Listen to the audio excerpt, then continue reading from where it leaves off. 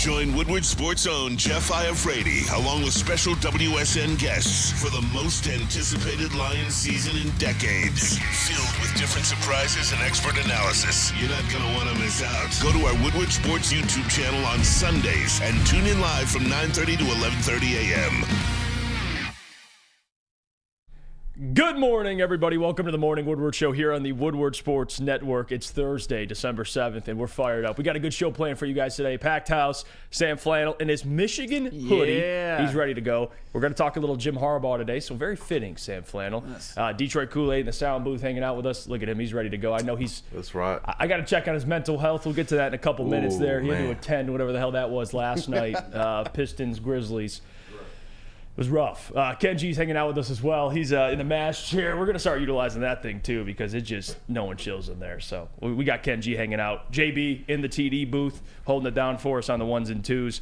And before we get into the rest of the show, because, again, a lot of Lions, we're going to talk Jim Harbaugh in the second hour because John Ubacon has been reporting that a contract might be in the works, or an extension to return to Michigan.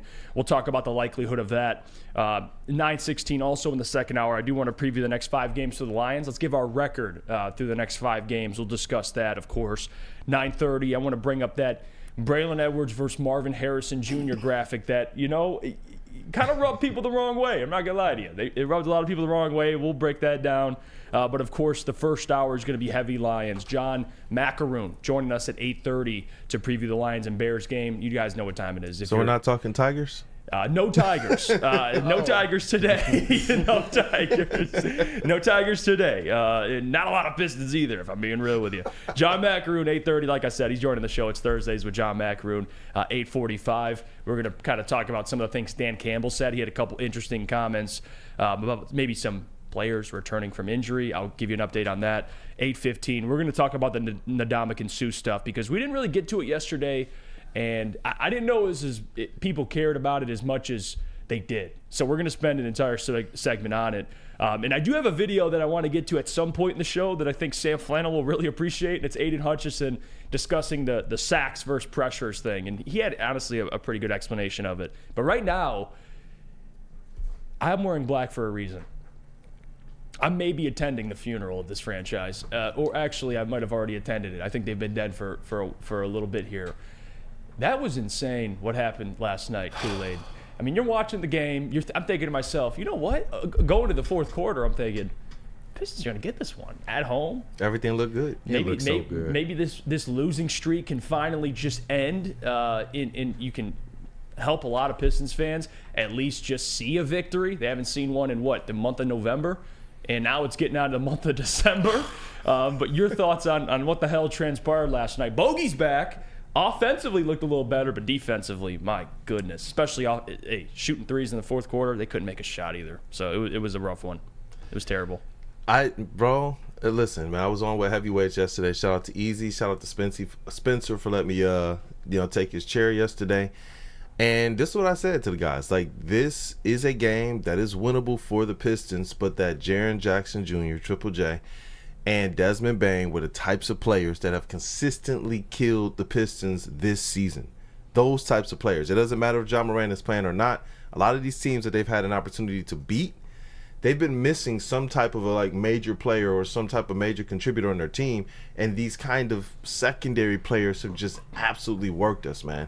And that's what happened last night. Jaren Jackson, I think, had 24, and Desmond Bane was trying to go for 50. Bro, listen, when it got really disrespectful last night, is when, honestly, the Grizzlies could have just held the ball, and Desmond Bane was sitting at 47 points, and they called a timeout to scheme how to get him 50. Yeah, I was just like, wow. It's that bad. And it's to the point where, honestly, if the Pistons want this to end, you got to stop it. You don't even have the right to sit here anymore and talk about what somebody else might be doing when you're not doing something for yourself. And that's what's going on right now, man. And you were there. You were, of course, you covered the Pistons, but you got to see this thing. You were at Monty Williams' press conference. Isaiah Stewart, I listened to him speak to the media as well, and he's just pissed too. I mean, you could just tell. I mean, who would be happy? I mean, this is the most losing any of these players have endured in their entire career. Now, the 20 wins, even in that, is saying a lot because this team over the last couple of years has only won 20 games. But you're 2 in 18 at this point? 2-19. Well, even worse, 2-19. It's not pretty. And this comment here, and I want Sam's thoughts on what the hell transpired last night too, what he saw. And to God says, Jeff, it's time to stop glossing over the Pistons and give us your thoughts on this organization. We know you're a huge Pistons fan, and I am. And I've spoke on kind of my frustration with it about a week ago. But it's very simple. This team just stinks, and it stinks bad. It's terrible. And the problem is the guys that you brought in or you expected to be there at the beginning of the season were not, and they were dealing with injuries. And on top of that, it feels like, Kool-Aid, and correct me if I'm wrong, there's just been so much losing with a lot of these core players that they're just mentally, they can't overcome, they can't get to where they should be. Like, there's been so much losing through Cade, Isaiah Stewart, all these guys' careers that at this point, that's all they know. They don't know how to win games. They don't know how to close games. And I don't even think Monty Williams can come in and fix this right away like that. If people expected Monty's just appearing and coming down from the heavens and this team wins 30 games, it's a lot harder than that. These guys are they're stuck. They're stuck. And no one's coming to help them either. So this is going to be a long season. There's no way around it. Yeah, I mean, it's bad. That's honestly what Stewart said last night. He said we all come from situations where we were winning in high school, AAU, Olympics, college, and now we've come here, and it just seems like we're kind of dealing with realistically the hardest thing in our professional lives ever. He said this is tough. It's tough on them. And just trying to dig themselves out of these types of a hole, it's putting them behind the 8 ball even more, because you see it through 3 quarters and sometimes through 3.5 quarters, they are right there. Right. And as soon as you get down to winning time, things start to fall apart. Absolutely. And you're right, man. With Monty Williams, this is something that he said. He didn't expect this team when he got here. He assessed it and he believed that they are the right core. Obviously, some things are going to have to change, but he didn't expect this team to be any aspect of a world beater, 6 seed, play-in, or even sniffing to play-in this season. He is under the kind of the same guys that Troy Weaver is, that this was a season where you come in and you actually absolutely see what you have first, and then you have to start to dress this team, because Monty Williams' system is always dependent on having actual NBA vets, actual NBA players who understand and don't have to necessarily learn the nuance of the game. Yeah. And, it's starting to really, really get at them, because they look like they're a team that is pressing. Monty before said that they kind of struggle with adversity. And you see it right now. They don't know how to dig themselves out of this. And you want to see Cade get back to what he was in his rookie season. That second half of his rookie season, Cade actually experienced a 10-14 stretch post All-Star break in the games that he played in. And what you're seeing right now is not necessarily the same clutch Cade Cunningham that we saw in that season, where there were a lot of NBA stars like DeMar DeRozan and Kevin Durant saying, no, he got it. He got it. No, he's going toe-to-toe with us every single night.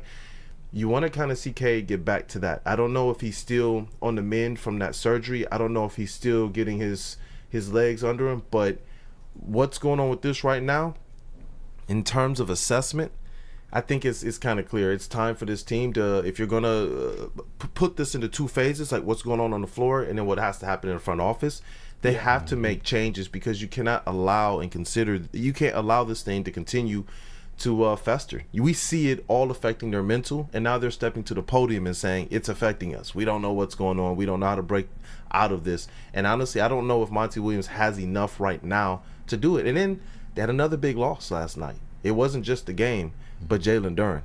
When I saw him go down, I don't know if you guys could see it on TV, but in the arena, he was down underneath the basket, slamming the basketball stanchion, continuing to hit it. By the way, he's been dealing with a lot of ankle injuries throughout his career. I looked it up last night. He's had a ton of ankle injuries already. I mean, is that concerning? At this stage, yes. When a person leaves the season 3 times within the first 21 games now due to the same ankle injury, you got to be concerned. You have to be concerned. And that's supposed to be one of the big pieces, one of the big core pieces. The reason why it's concerning is because, let's be honest here, we've talked about it before. You were never going to be able to keep all this core. And some of these people, like the Cavs did when they had to decide between Sexton and Garland, some of these players were going to always get moved to be able to try and move this rebuild into the next phase of actually competing for playoff positioning. When you lose somebody like Jalen Duren, it puts so much more pressure and stress, because you've just lost an asset that could either play in your roster or it could be utilized in trade. Not that he was going to be utilized in trade, but when you lose somebody like that, you've just now shrunk that pool of players, of core young players that you could use to be able to send this thing into the next eon. Like, to the next stratosphere. So that one, to me, it hurts multiple on the court and what they're able to do as it relates to making some moves. What I do know is this: Dwayne Casey is scouting. He's an advanced scout for the organization. Prior, he was only scouting prospects, college prospects, G League prospects. The last time I got to talk to him, he did say that now he is scouting NBA players. And I've talked to a couple other scouts that are there too. The Pistons are looking at people. I just don't necessarily know who, but I do believe that something should happen before the trade deadline, and then they're going to get even more busy once the offseason comes. And the big question that I know a lot of people have, or at least the big concern, is should Troy Weaver be the one to preside over that? I'm personally of the thinking, since we sit in the press conferences, we've heard his plan for the last 3.5 years. He's on target with everything except for where this team currently is at right now. He expected the team to be a little bit better, but it's gonna be something, man, because they gotta change this. No, it's awful. And somebody, if they keep losing, Kool-Aid, I gotta be real with you. Someone's got to fall on the sword. Somebody. Like, it's just how it is. It's business. Like, even though I don't necessarily agree, and me and Sam will go back and forth, what can fix this situation? What I do know in sports, if you keep losing, so the fans are calling for someone's head. Like, someone's gonna have to fall on the sword, whether that's Troy Weaver or not. Because again, this is unacceptable. But Sam Flannel also at the same time, F it. I'll go 2-80. I'm interested to see how that looks. 2-80? No, please no. I'm cool with that. Screw it. And we still won't get the first pick. Be the first. Yeah, right. Yeah, Kenji's actually, that's facts. You know what? Make it interesting, Sam Flannel. Go 2-80. 2-80. Okay, well. Like, you pick fifth again. Yeah. And you pick 5. Well, I don't think the Pistons are going to go 2-80 or anything like that. But here's what the Pistons are in danger of. This is a team that is in danger of going 2 full months without winning a single game. Because when you look at their schedule coming up, I'll let you guys do that for yourselves. There are no games this entire month of December in which the Pistons will be favored. They might steal one, but at this point, who can you count on the Pistons beating? I mean, I thought the Washington Wizards were the team that the Pistons could beat. They lost by 19. Yeah. I thought the John Morant-less Memphis Grizzlies, who got off to a terrible start but are starting to tread water a little bit, would be a team that the Pistons could beat, and they lost by 16, and they blew a lead that they had going into the fourth quarter. I mean, they didn't just blow it. They, like, really blew it. A lead to a double-digit loss. That is kind of the story of the Pistons season at this point. Like I said, this is a team that is in danger of going November and December without winning a game. This is a team that is in danger of going on a 30-game losing streak. Hell yeah! And at this point, I can't even say, oh, no, that's crazy. They're already in an 18-game losing streak. And like I said, all these games coming up, I mean, I'll just name a few. You got at Orlando. You've got Philly. You've got Indiana. You've got at Philly. You've got at Milwaukee. You've got at Atlanta. Home versus Utah, maybe. Then you go to Brooklyn. You go to Boston this month. You're home versus Toronto. I mean, that's terrible. I'm not going to say it's a gauntlet, but for this Pistons team, it 100% is a gauntlet. And not only that, this is a team that is 100% in danger of winning single-digit games this year, which would then mean that they will have had less than 70 wins in 4 seasons combined, if that holds up. And you said something at the beginning that I thought was very, very prophetic. And I don't know if you meant it this way, but when I heard it, it was really sobering. You said, this season is the most losing that a lot of these young Pistons players have gone through. So this season is worse losing than the stuff that Killian Hayes and Isaiah Stewart have endured before. Isn't that bad? And this is their 4th year here. These are the first Troy Weaver draft picks. So they've gone 20 wins, 23-17, and now they got off to a 2-19 start. Just awful. Just awful. It's unfair, man. These fans, I feel bad for them. I mean, there's no reason to go to these games. That product is garbage. It's absolutely garbage. And you guys know how I feel. I'm the biggest, some would call me a Pistons slappy. I like to call myself more fair, but I get it, and it's all jokes aside. But right now, I'm nothing. This team is absolutely garbage. And eventually, man, you mentioned it, the schedule. They will not be favored, or they will. This whole schedule's a gauntlet. They're the worst team in the NBA. They might not be favored for the rest of the season. I mean, I'm not quite willing to. I mean, but that's the thing. Who you picking? Who do we have the right to say the Pistons will be favored over? Do they have a home game against the Spurs? Maybe. Nobody. Maybe. But even them. They got to make a move now. You cannot allow this to continue. Like, I'm happy with the fact that they have the ability to make a move, but you got to make a move now. You have to. They wouldn't be favored. He can't keep going on They like wouldn't be this. favored against my little brother's middle school team. Like, it would not be. Absolutely not. Those guys got some shooters on there. They do. I saw your little brothers. I saw the video, man. Hey, they hustle. He got that strap, man. They got heart. All right? That team has heart. They wouldn't be favored against those boys. I'll tell you that. Maybe the Pistons need him. Yeah, no. This is the funny part about talking about the Pistons, and then you bring up the Red Wings, who play tonight, and Patrick Kane makes his debut. Okay. That's where we're at right now. So thank you to the Detroit Red Wings, and thank you to the Detroit Lions. I just can't. You protect my mental health. I can't imagine the difference in atmosphere moving forward for home Red Wings games versus home Pistons games. It's like one is a funeral and one is going to be a celebration. At least we think, because you know how Detroit is. When the Red Wings are good, this city is galvanized because, hey, in the last however many years, the Red Wings have been kings in this town. I mean, they've won 4 since 1997. Pretty damn successful. It's like a home game for the Pistons. Everyone's just hidden, and then for the Red Wings, when there's a home game, you just see people popping out. You're like, let's roll! Everyone starts coming into a Red Wings game. Is it safe now? Is it safe now? Yeah. Exactly. Thank you to those great 2 organizations. Jesus. All right, let's go to break. When we come back, we'll talk about Ndamukong Suh. I'll give you an update on kind of what his free agency looks like, because it is expected he's going to sign with the team very soon. Dan Campbell mentioned, he gave his response to a reporter who asked him about Ndamukong Suh. We'll discuss that when we come back. But right now, I got to tell you about our friends over at Hamlin Pub. A lot of Pistons fans probably hang out here, to be honest with you, because they're all known as regulars. Because they have to drink their feelings away if you didn't get that joke. All right, we have the place for you. Head to one of their 7 locations and experience where everyone's a regular, whether you're enjoying half-off pizza on a Thursday, or game day specials available all throughout Michigan sports and NFL games. Head over to Hamlin Pub. It's the place. Visit a location today and experience your new favorite pub for all things sports. Since the dawn of moving people, Chevrolet has led the way. The world of transportation is changing.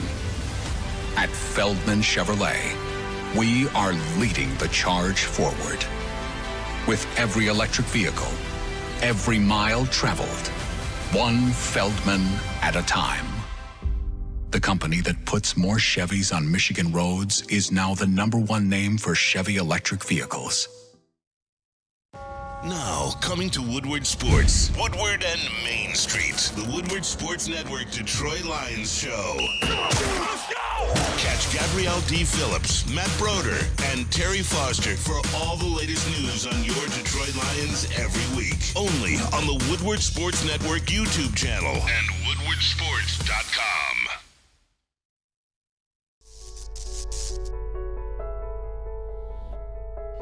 We've just received word. The world's cannabis supply has vanished. The public is outraged and has taken to the streets in response to this tragedy. The individual responsible acted alone, and we can only hope they will make things right soon.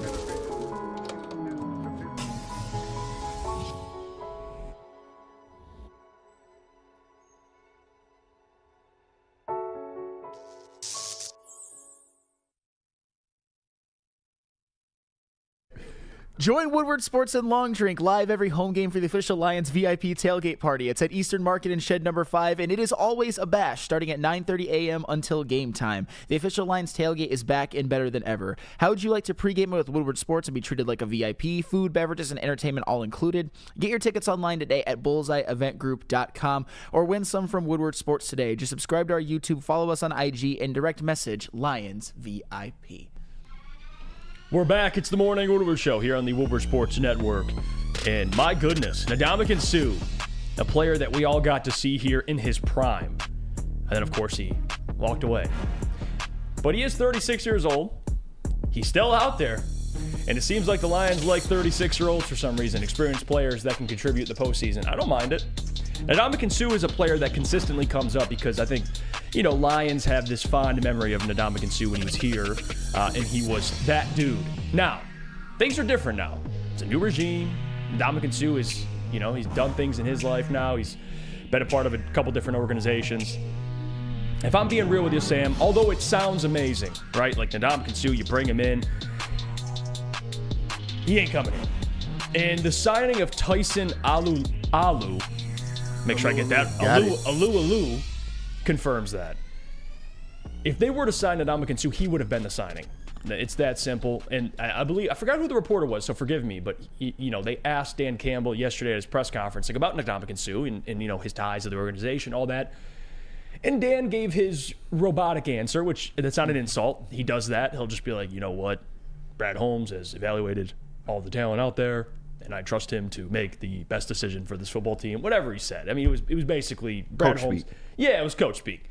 And Brad Holmes, I believe, potentially reached out to Ndamukong Suh. I don't want to say he did not. I'm not even going to pull the he ain't a lion, the type of character he is. Like, I'm not doing that BS. Like, Ndamukong Suh is probably out of all the older defensive linemen, I would rather have Ndamukong Suh, but Sam Flannel, it already came out. He wants to join a contender, a team that's going to win a Super Bowl. That's the only reason this man's coming out of retirement. He did it last year when he joined the Eagles. And to me, Sam, if it's not the Eagles again, it'll be the 49ers. Oh, I don't think he's interested in joining the Pistons. That's my take on it. Now, I don't have any official sources on it. I do believe potentially Brad reached out, but that pipe dream is over. Even though I would love Ndamukong Suh, it's over. Please welcome Tyson Alualu. That is your Ndamukong Suh replacement. Here's the big question, and I'm not trying to be snarky or anything like that. We call 36-year-old Ndamukong Suh a pipe dream? I'm not trying to be a dick or anything like that. Some fans out there, because they really did want Ndamukong Suh. Did you see Big D Energy talking about it? Oh, Neil. Yeah, Neil. And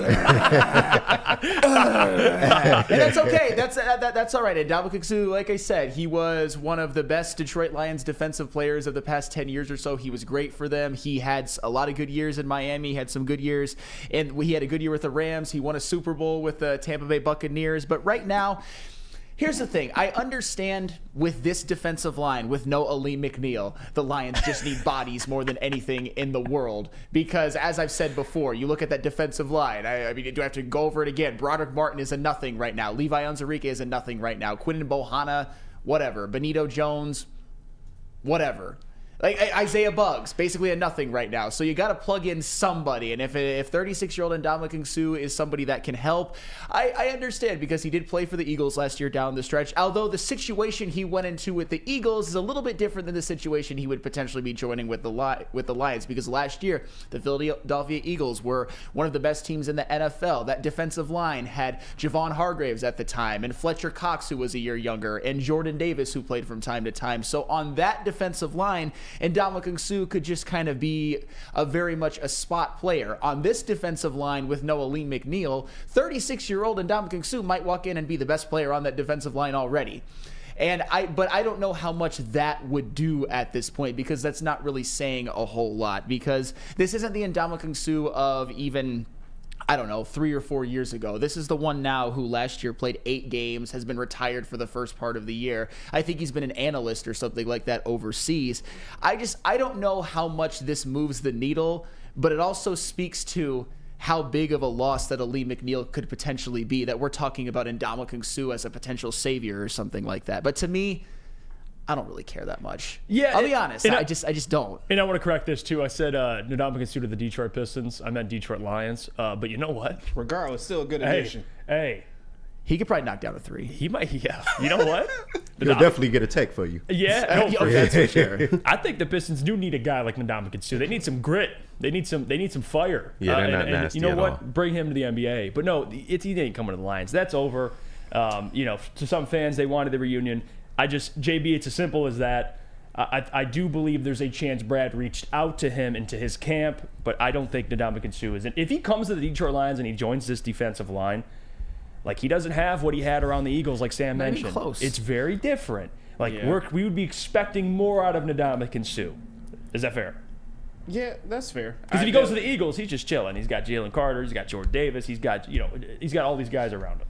Yeah, I feel like if he went to the Eagles, he's just a lot more comfortable with the team and the organization as a whole, whereas here he kind of has, some bad memories, some bad blood with the Lions as well, too. But I do believe Brad Holmes did reach out to him and was at least trying to convince him that, hey, things have changed over here. There's a different culture. We're trying to win off the vibes, you guys, that whole thing right there. But the whole pipe dream of him actually trying to come back to Detroit, I don't think it's going to happen. The reunion that we all hope for so much, it's not there. I just think that he's kind of over Detroit. He's had his time here, and now he's, as he said, looking for a Super Bowl contending team to join, and that'll probably end up being either the Eagles or the 49ers, or hell, he might end up, back in Miami. Can we just imagine right now if Ndamukong Suh comes here, the formation possible of Ndamukong Suh, Tyson Alualu, and Bruce Irvin? That is the 108-year-old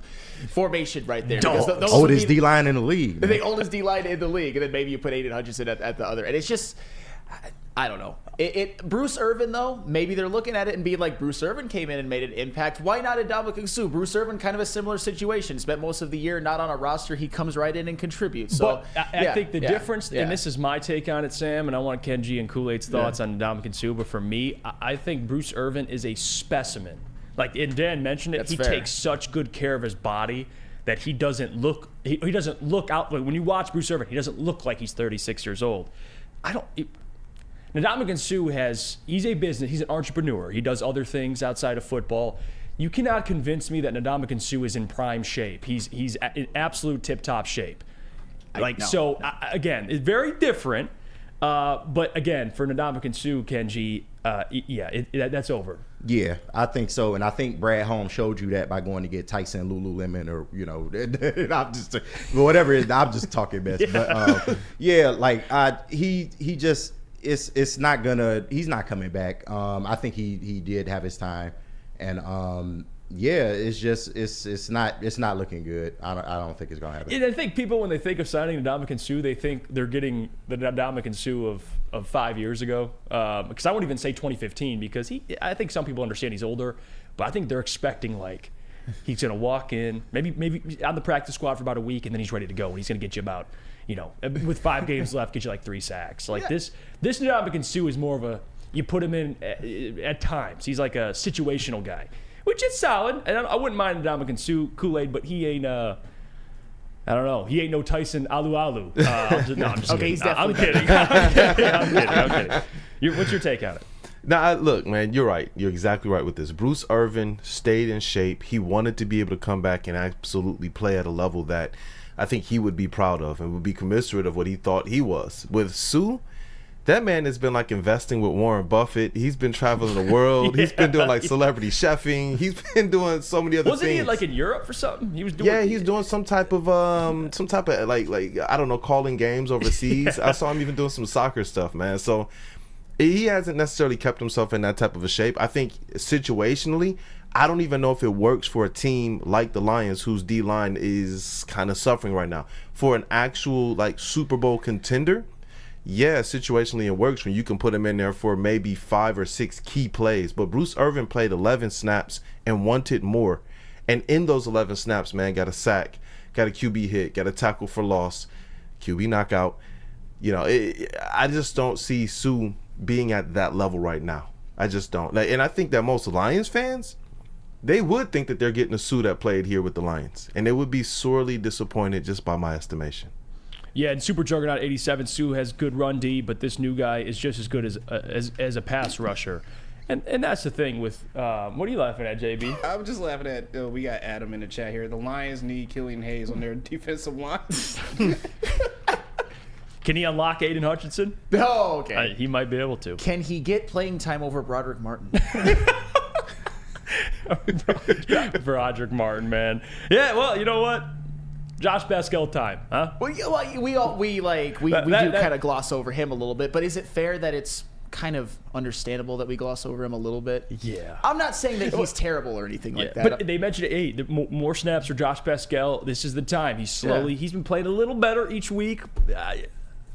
I still have the Josh Pascal in my head from Kentucky. I just need to see that again, okay? So we'll see. Guys need to step up without McNeil, and hopefully Josh Pascal can be the center of that because Aiden Hutchinson, you didn't think he had help before. Maybe Tyson Alualu, whatever the hell his name is, can unlock him. All right, let's go to break. When we come back, we'll We'll welcome in John Macaroon, the Let's GOAT, go. because, again, John, I need his thoughts on this. And John is the voice of reason on Thursdays. He talks a lot of fans, including ourselves, off ledges, and we'll have that conversation with him. But first, we got to hear about our friends from Premier Pet. Of course, when it comes to your pet, don't settle. I don't settle when it comes to my golden retriever, Jake, and my orange cat, Milo. Give your pet the best like I give my pets the best. Premier Pet Supply is hands down Michigan's best pet store. Family owned and operated for over 30 years with 13 Metro Detroit locations, over 60 brands of food, lowest prices, and curbside home delivery. Premier Pet Supply, give your pet the best. Visit their website at premierpetsupply.com. Calling all landscapers. This is Darren McCarty. I'm at Outdoor Equipment Co. How would you like to landscape like a legend? How about a bad boy zero turn? And even a chainsaw.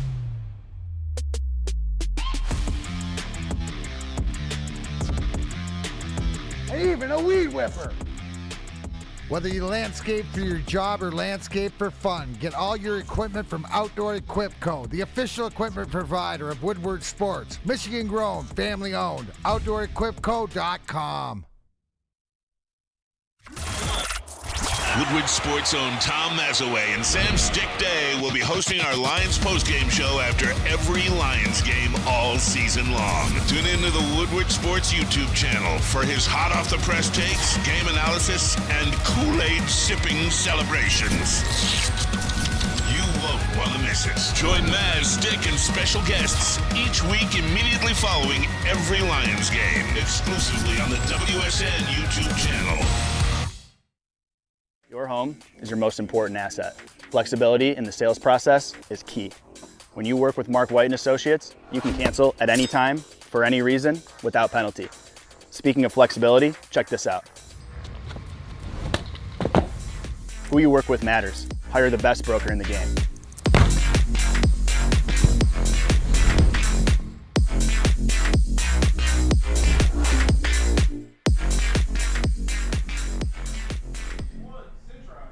How would you like to win a $100,000 Vegas getaway? Take your friends and live it up in a city that never sleeps. It's the Centron Energy. Drink it and live it. Purchase a 24-pack today and enter to win. Register at drinkcentron.com/Vegas and buy Centron at your local Meijer store.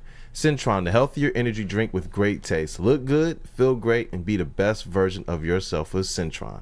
Drinkcentron.com/Vegas.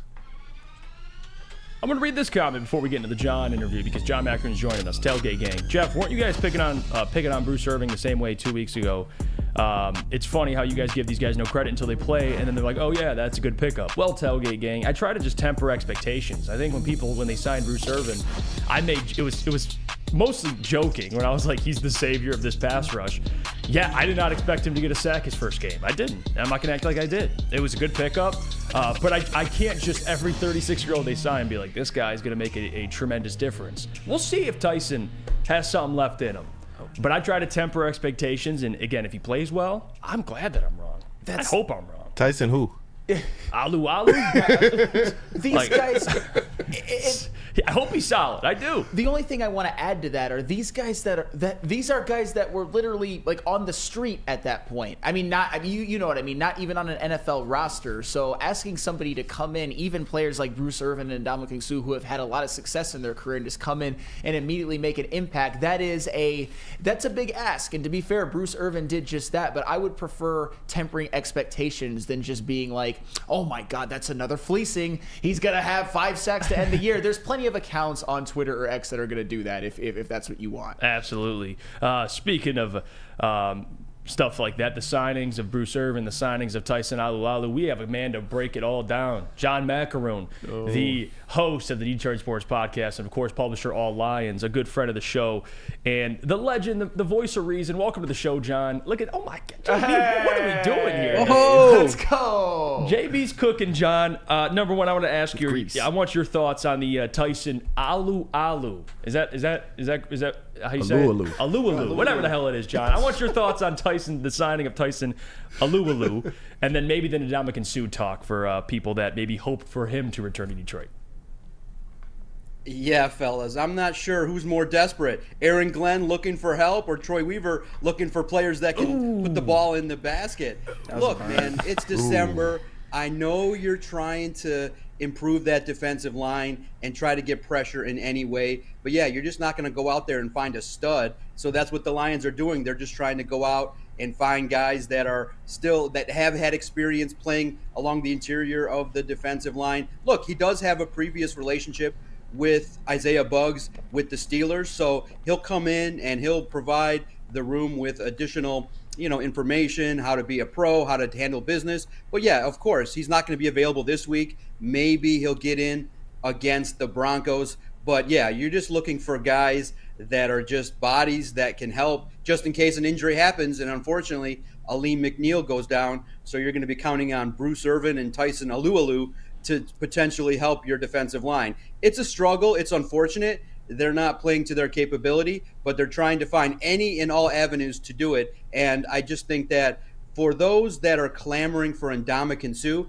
it's a little bit weird because he shunned his nose at Lions fans. He basically, from the time he got here, was planning to be a conglomerate. He wanted to be a businessman. He never really wanted to set roots here in Detroit. And when he had his opportunity to bust out, he took a free agent deal and moved on. So I just think that the clamoring for Ndamukong Suh is cute, but I understand that people love his nastiness and he embodies what Dan Campbell would want. But I just think that ship has sailed.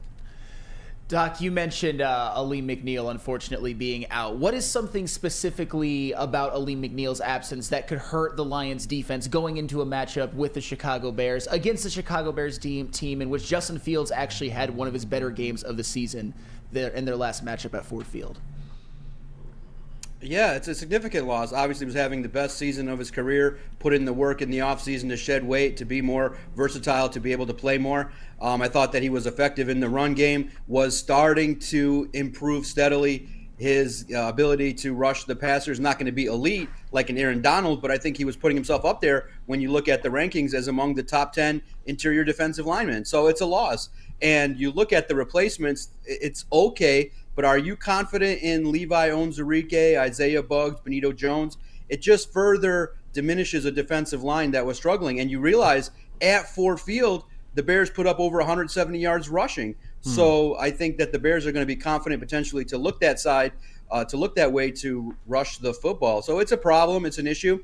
But these guys that will be given the opportunity will finally determine if Levi Onwuzurike is a bust. He'll have his opportunity, but he's been in and out of the lineup. I know people are clamoring for Isaiah Buggs. Check out All Lions a little bit later today. I spoke to him for about 5-6 minutes in the locker room. I've kind of developed a rapport with him over this season, and I know it's tough, and we can kind of clearly understand a little bit of what's going on between Isaiah and the organization. But he's working his way, trying to get his opportunity. If he does see playing time this week, he'll have to definitely showcase that he belongs on the field because I think that there's several guys ahead of him on the depth chart. But it's a defensive line that's struggling, and losing Aleem McNeil is definitely not going to help.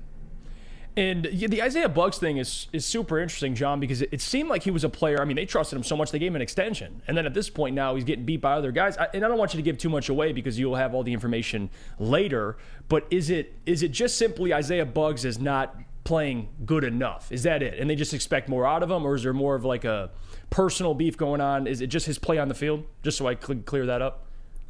Yeah, absolutely. I have no problem sharing. I think that when you have an opportunity to hear from a player from his own words, people will come and listen to the podcast. I have no problem. So, look, obviously he signed an extension and he was part of the Lions' plans. Well, some things happened over the offseason in regards to his involvement in OTAs, maybe didn't ingratiate himself fully to the coaching staff in regards to being all in. So obviously, the coaching staff's going to be like, hey, you weren't here for OTAs. Now, it was for family reasons, but he wasn't there. So obviously the coaching staff is going to potentially put him in the doghouse. Now, when things change regarding probably him being told, okay, look, you're going to be behind these guys, what did you see happen? He went to social media, took down all his affiliation with the Lions, discussed things change, caused a stir online. That's not something that the Lions are going to appreciate in any capacity. While Dan Campbell is a player's coach, he's not going to want his players making noise on social media. That's the antithesis of everything that they would want. Look, right. I know you guys got Kool-Aid there in the booth. I know he's pissed off right now having to cover the Pistons, but if he goes on social media and is like, I got this dog shit job right now, I can't believe it, I want out, there's going to be an issue, you know? I know he can't say that. He'll tell that to me maybe privately, maybe not. I love you, Doc. But I think that Isaiah Buggs did not do himself any favors by his actions when things didn't go his way. But I will give him credit. Over the course of the last few weeks, when you ask him directly about his playing time, he does now speak the way in which a player should address it with the media more professionally, like, hey, it's my opportunity. And I asked Dan Campbell directly in the media session, what does Buggs have to do in order to beat out these other guys? And he gave the coach speak, be consistent, do your job, be dependable, be reliable.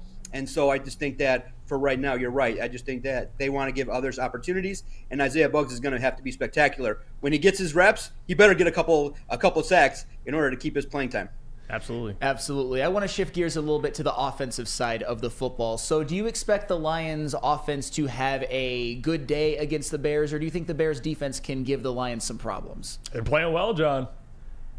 Yeah, they are. It's interesting. I'm definitely looking forward to this weekend's contest. You look at it, and if weather is involved, you would think that the Lions are going to rely heavily on the run game.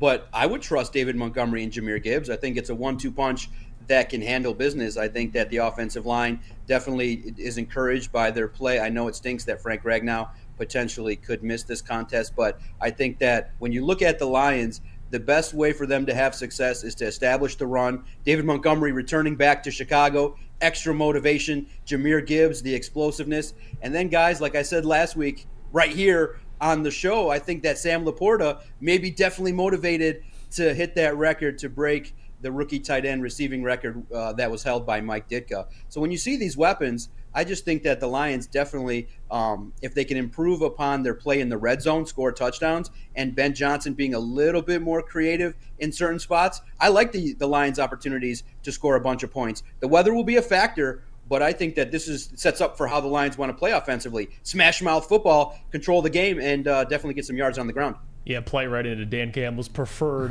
that's play style there. Yeah. John, I want to ask you, because you know more than any of us, just the update on some of the injuries. Alex Anzalone, kind of his situation. I know Aleem McNeil, he's on IR officially, but C.J. Gardner-Johnson, I've seen some of those rumors that he's trying to get back quicker than, and maybe even the coaching staff will let him get back. Can you give us an update on some guys that are out that are trending back to the lineup?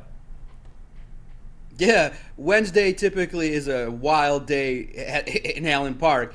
I always enjoy chatting with Matt out there. Broder's the man. And then all of a sudden, we get into the locker room, and there's a surprise individual. James Houston was there, and he's talking, and he's sitting there. I'm like, we were talking at first with Jared Goff, and all of a sudden, there's James Houston having a media session. So he's thinking he's going to come back and potentially play 1 or 2 games before the playoffs. So maybe a little bit of an opportunity for him to get back. He says, I'm a game changer, and you could just sense his confidence that, okay, we have this potential individual that had 8 sacks last year coming back. So maybe look out for him over the next couple weeks. He could be returning, maybe if not for the last couple games there, maybe against Dallas or Minnesota. He wants his opportunity to potentially play 1 or 2 games before the playoffs. Yeah, CD Deuce is interesting. You know, obviously we all saw that social media post December 20th, but I just think that, you know, similar to a lot of players, if he does come back, maybe they'll hold him off until the postseason. I think that the Lions like to, you know, when the players come back, have them acclimate for a week or two. You look at Frank Ragnow, obviously that's a tough situation for him. Yeah. Aleem McNeil's injury was obviously tough going on IR. And you look at Alex Anzalone, he told reporters that he should be, based on his pain tolerance, he should be available. Had surgery, had a screw placed there in his thumb, and now is going to have the opportunity to get back. He seemed confident that he'll return, and that will bolster the defense. Yeah, it's a tough situation to lose one of your key defenders, but I just think that the Lions moving forward have potentially, if they can get back CD Deuce, James Houston, that makes it a lot more comfortable to potentially win a playoff game. Yeah, no question. We appreciate you, John. You're the man. By the way, check out John's stuff. He's the host of the Detroit Sports Podcast. You can find him on X, Twitter, whatever the hell you want to call it. He's also the publisher for All Lions. One of the best in the city. John, we appreciate you, man, your presence every single Thursday. Thank you. No problem. I was talking to my Lebanese friend, Adam, and we're talking. We got to figure out a way to get Troy Weaver out of there. I mean, the man's a disgrace. 18 straight losses. There's a chance. Now, look, I have to be honest, I'm rooting for it. Lose the rest of the games this month, go 2 months without winning a game. What a story that would be if you put together this mishmash of shit and can't win a game for 2 months. Man, I think me and my friend Adam got to talk more and find a way to get Troy Weaver out of the position that he's in, because he's stealing a lot of money, and it's unfortunate. The fans are – look, this is a basketball town too. A lot of smart people like Kool-Aid out there. They don't deserve to be covering what the hell has been putting out there for the last 2 months. He said 2 losing months, and Kool-Aid started shaking in his boots a little bit. You know what? Hey, 2-80, John. I'm down with it. F it. I don't even care. 2-80, baby. 2-80. I feel like you got a drop for that one, John. Yeah, no question. What the hell is that about? There you go. All right, thanks, John. We appreciate you, man, a ton. All right, let's head to break here. When we get back, we'll talk more Lions here. We'll kind of recap some of the things John said, some of the things Dan Campbell said at his press conference yesterday. But first, I got to tell you about our friends over at Planet Fitness. Let's get to it. Home of the judgment-free zone. You guys know where it is. We meet anybody can feel comfortable and work on their fitness goals. Troy Weaver might go to Planet Fitness. I don't know. Maybe if you don't like it, then he doesn't. So you can go to Planet Fitness. At Planet Fitness, you'll experience a sweet and clean gym. Tons of equipment, by the way. You put $10 down, and there's no commitment. That's all you got to do. It's very cheap. It's the best gym, and you'll have a great time. More than 50 in Metro Detroit and thousands more throughout the world. Planet Fitness. Your fitness is essential. Come to Lady Jane's for an award-winning haircut experience and register for a once-in-a-lifetime opportunity to win an all-expenses-paid suite for the 2024 NCAA tournament for you and 5 of your best buds. Lady Jane's open 7 days a week. Walk in anytime. It's wicked awesome. Brace yourselves, Detroit. As the sun begins to set, 2 of Woodward Sports' brightest young stars will be taking the mic for a brand new show. Woodward Nights with Booner and Broder. The dog days in Detroit are over, and the boys are unleashed. Join in on the banter and hop on the bandwagon of the #1 night show on the internet. Tune into the Woodward Sports YouTube channel every weeknight from 8 to 10 p.m. Woodward Nights with Booner and Broder.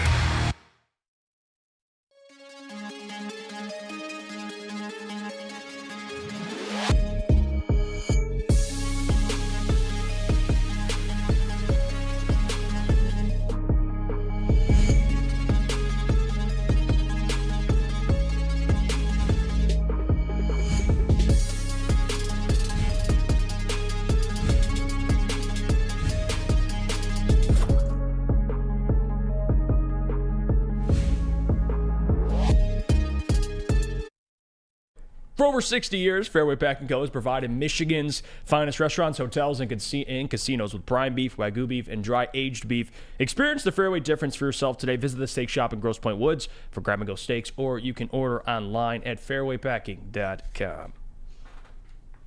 We're back. It's the Morning Woodward Show here on the Woodward Sports Network. Appreciate you guys for joining the show. Don't forget, like the stream. You do me a favor. It pushes the stream out there, supports the network. Again, we appreciate your presence today on this Thursday morning.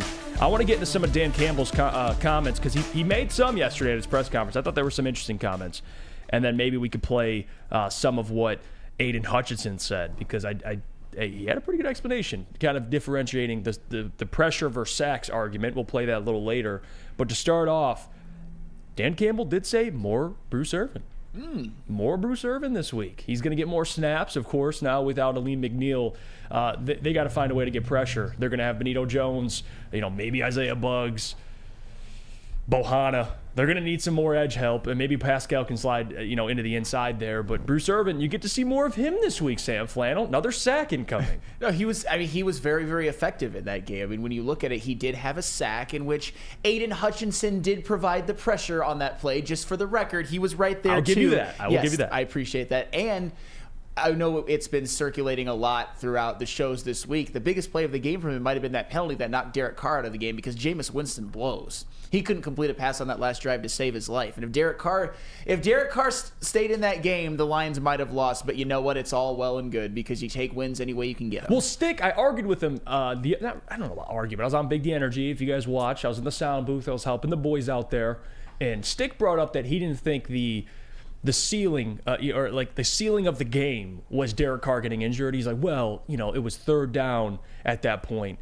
And I'd be like, no, it was. Once Derek Carr left the game, once Jameis Winston entered the game, it was over.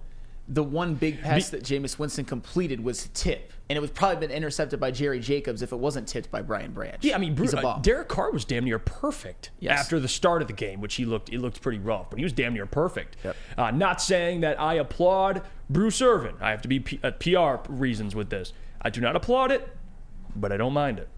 I don't mind it at all. Hey, if he gets knocked out, he gets knocked out. We wish for clean bills of health from all of the quarterbacks that the Lions play. Except for you. I mean, I predict it. I don't call for it. Yeah, the one you didn't predict, it happened. I actually should probably stop doing that, if I'm being honest. But I listen, Bruce Irvin, I've said it, although I didn't think he'd make as much of an impact right away as I thought, I did think he'd be an asset in the postseason. He's a guy who's played a lot of football. He's won at this level. So, again, he's help. I don't know if it's the help people probably expected at the deadline, but he is help, and he's being productive. That's all that matters. He also said that, and this was also when the media spoke to James Houston directly, and John mentioned it, he's coming back before the playoffs. He said it. And I know I have the same take, and I'm going to stay consistent with this, although I get why people are excited because James Houston is a freak, and this man was on a sack-a-game pace last year, which is incredible. I mean, what he's been able to do in just his rookie year was incredible. But I think people have to understand, though, he hasn't played in a lot of games in his career, and he's coming off a significant injury. So, for people that are expecting James Houston to kind of come in and get immediately a sack a game, I would say temper those expectations. Maybe he can do it. I hope I'm wrong. But I think James, it's good he's coming back before the postseason to kind of get his legs under him. That way, maybe when you get to the postseason, he could turn into that sack a game guy. But it's good you're getting James Houston back. He's more help on this defensive line, Sam, and they need it so freaking bad right now. He does not need to be a sack-a-game guy. I honestly don't know if that's even going to be who he is when he's healthy because, sack-a-game guys just don't exist in the history of the NFL. I mean, if you're a sack-a-game guy, you're a defensive player of the year pretty much every year you play in the NFL. So to me, James Houston, though, he was a guy who had a phenomenal rookie year last year, and I personally think that James Houston, any version of him, is better than whatever Charles Harris, John Kaminsky, and the Okwara brothers have put out this season. I really, really believe that, and it's more help. And it's him plus Bruce Irvin, who did make a big contribution in his first game back. So maybe going into the playoffs, especially if you can get a Lee McNeil back as well, this is a defensive line that is not looking as bad as maybe the defensive line currently constructed because injuries, they matter. If there are guys that are unavailable, it's going to matter because we've always said this defensive line, for the most part this year, has not been played the way that it was designed to play in the offseason, especially without James Houston. And I get it. Injuries are a part of the game, but nobody could have predicted that James Houston would miss, 14 out of the 17 games? And if he can come back and at least make some of an impact and at least is another body that offensive linemen and coaches have to account for, maybe it can open things up a little bit for the rest of the defensive line, particularly a guy like Aiden Hutchinson. Yeah, he's played in 9 games in his career. He's 8 career sacks, so it's pretty good numbers there. I'm going to read some of these comments. Mr. Ray says Sam just wants him to provide pressure, laughing face. Okay. Matt N says Sam, quote, he doesn't need to be a sack-a-game guy. Just get pressures. Guys, if you're a sack-a-game guy, you have, for most of the last recent NFL history, 16 sacks in a season and now 17. I mean, Nick Bosa was the defensive player of the year last year, and he had 18 and a half, so that's barely over 1 a game. Like, a sack-a-game guy that's unicorn stuff right there. Yeah, it is. And that pace is not going to continue. Yes. I still believe he'll be productive, but hey, if he gets pressure, Sam, those PFF, those ratings will be high. Hey, they will. If they both they'll be up there in PFF. Well, if they're both getting pressures concurrently, then one of them is probably going to get to the quarterback. Hey, well, there you go. We'll see. We'll see with that. But you are not far off there. Yes. All right. He said, and this was also reported out by Kyle Meineke, and this is something I didn't think about for Hendon Hooker when he now is officially back at practice, how you can use him. Kyle Meineke tweeted out, or put on X, whatever the hell you want to call it, sounds like Hendon Hooker will be playing the Justin Fields role in practice this week. I didn't even think about that. Like what he could do when he's not even playing. And this is the thing we kind of talked about, at least with Brady, who's our sales guy here, and he's a big Michigan fan as well as Sam.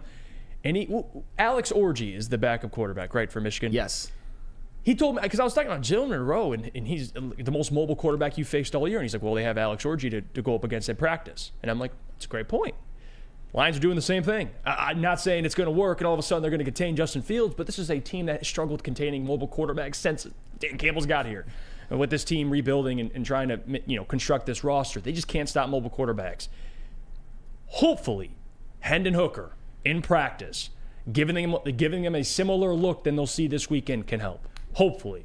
Well, and I think it's great for Hendon Hooker for both sides because sure. he gets experience. And I don't think anybody is saying that Hendon Hooker, especially coming off of an ACL injury, is the athlete that Justin Fields is. But I'll tell you who he's a better athlete than right now. A guy like Teddy Bridgewater, a guy like Jared Goff, obviously, who's obviously not a scout team quarterback, but there's going to be some reps where the offense is going up against the defense in practice. So Hendon Hooker might be the most direct comp that the Lions have on their roster in terms of skill set, in terms of ability when it comes to Justin Fields, because he does have an arm. And Justin Fields, for all you want to say about his passing, which he's not been great at in his entire NFL career, he does have an arm. He can make some throws. And Hendon Hooker is mobile. He's not a 1,000-yard rushing caliber quarterback or anything like that, but he is mobile enough. And I'll tell you what, if the Bears if the Lions hold that Bears defense down a little bit more than they did in the last game, are we giving Hendon Hooker some of the credit now? Are we saying he's the scout team? I'm kidding, obviously. But you know what? It does matter to an extent.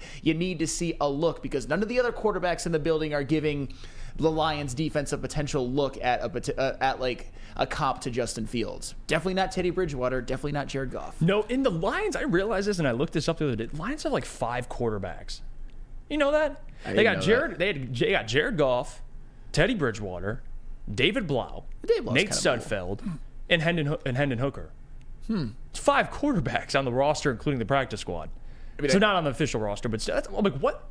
And I believe David Blau was, and this is what I was told, not to pull a Neil Rule, but I was seriously told this by somebody, forget who, that David Blau and Nate Sudfeld helped Jared Goff prepare for games. They have like 4 quarterbacks for Jared Goff just to help this man, which I'm not trying to slight it, but it is weird. 5 quarterbacks, JB, on the roster. That's kind of odd. Yeah, that is kind of weird. But I'll ask you this, Hendon Hooker. I like that they're utilizing him like this, man. I do, because when you face a Jalen Hurts in the playoffs, if you do, Hendon Hooker can give you a similar look, and that's beneficial to the Lions. Yeah. It is. Yeah, I kind of like that. It's really unique. Like, you're not kind of putting him out there to obviously play with the whole entire practice squad, but still you're giving the defense an idea of what Justin Fields could do once again on Sunday, which is nice. It's nice to have that in your quarterback, your backup quarterback at that. Obviously, you don't want to put him out there to get hurt, any more or any less than what he is right now. But still, I think it's unique that they're doing this with the 5 quarterbacks. I have no idea why we're holding on to 5 quarterbacks. I honestly feel like 2 of them might just be water boys, if I'm being serious. But other than that, I mean, hey, one day we will see Hendon Hooker out there, out in Ford Field, guaranteed. Joe Westfall says, I thought Sudfeld got an injury settlement. Well, I looked it up, and it says he's still a part of the Detroit Lions. Hey. He could have, but the other thing is when you listen to Jared Goff speak to the media and you watch him speak to the media, there's a locker right behind him. It's a Sudfeld. So I don't know what that means, unless they didn't update it. Andrew says Hooker's a better QB than Fields. Okay. We'll see. I would like to believe that as well. So that means this defense should be better prepared. Right? There you go. Both things are true. I'm not even gonna lie. That might not sound like a crazy statement in the next couple of years. No, I don't think so I'm just either. being honest. Burn says, put some respect on Nate. That man helped Nick Foles win a Super Bowl, darn it. Yeah, Nate, hey, he was holding that clipboard. Hey, guy's elite at it, no doubt. Elite. Hey, Tim Boyle got cut, by the way, 2 days ago, a couple days ago? How'd that work out with the Jets? Now the Jets want Zach Wilson back. Tim Boyle threw a Lions legend. Tim Boyle threw a pick 6 on a Hail Mary. Only Tim Boyle would do that. And there's actually people that believe Tim Boyle would show more than Zach Wilson. Like, he would be an upgrade. Come on, guys. Is it that far off? Dude, I mean, you check. This is the craziest stat about Tim Boyle. You check his collegiate career. Oh my God! It's the worst thing you've ever seen in your life. It has to, like, his statistic, like his numbers in college. It is worse. I don't know. Actually, that's aggressive. I was going to say it's worse than looking at the current Pistons record, but that's aggressive. It is. That's aggressive. It 1,000%. That's aggressive. I'm looking it up right now. I am. Nothing's worse than that. I'm not going to say that. But I am pulling it up right now. Tim Boyle. I got his college stats in his 3 seasons at UConn. 1 touchdown. 13 interceptions. That is not a misprint, guys. That is not a misprint. That is real. Ooh. How this man going to get to the NFL? How has he started games? because he's Aaron Rodgers' boy. I don't know. I guess so. It's gross. Yeah, he's boys. horrible. He's boys with Aaron Rodgers, and he just looks the part, I guess, with Tim Boyle. But regardless, let's go to break here. When we come back, I'm going to talk about Jim Harbaugh and the extension that could be in the works, I think is in the works at Michigan. Because there has been reports, and I've seen it on Bleacher Report, I've seen it on other outlets as well, that the Bears are intrigued with Jim Harbaugh. I believe he was quarterback he played for the Bears, I believe, in his career as well. So there's ties to the organization. We'll have that conversation, the likelihood he returns to Michigan, competing for a national championship right now. But before we do that, though, we got to hear about our friends from Swiss Insurance. Do you have football on the brain? Of course you do. Fall ushers in college and professional football, and this year has been awesome. Fall is also a perfect time to shop your home and auto insurance. Shop like a pro with Swiss Insurance. They cover Woodward Sports Network, and they should be covering you too. Ask for Mark at Swiss Insurance today at swissins.com. or call 248-800-4177. Again, that is 248-800-4177, Swiss Insurance. Where's the most convenient place to get that big fitness energy? It's Planet Fitness. Join today for just $1 down, $10 a month. With over 2,400 locations and equipment for every workout, you can get in, get energized, and get going. And with free fitness training and most clubs open 24 hours, everyone belongs in the judgment-free zone. So join today for $1 down, $10 a month, no commitment, cancel anytime.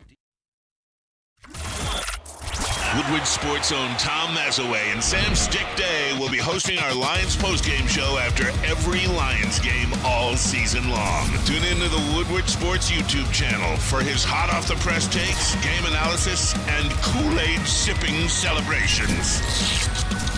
You won't want to miss it. Join Maz, Stick, and special guests each week immediately following every Lions game, exclusively on the WSN YouTube channel. Gabby is a college student struggling to study for her big exam. Then she discovered Syntron, a healthy way for her to stay awake and focus. Jennifer frequently has chaotic days like this until she gets online, orders some Syntron, and finds her groove. April visited her local grocery store, purchased a case of Syntron, and entered to win the Syntron 100K Vegas giveaway. Pick up your case of Syntron today at any Meijer location or visit drinksyntron.com/Vegas and enter for the 100K Vegas giveaway. Just in time. It's football season, and you know Glorious Cannabis has dropped their new ice water bubble hash infused pre-roll called Honolulu Blue. It smells so good. It's like the whiff of the first playoff win in 31 years. Wow. It's a gassy, aggressive strain named in honor of our Detroit football team. If you haven't had one of these ice water pre-rolls, then what are you doing? You are missing out. They are so smooth. You can find them at a Dispo dispensary near you for 25% off, or check them out online today at gloriouscana.com. Jim Harbaugh. You have the Michigan hoodie on, Sam Flannel. I do.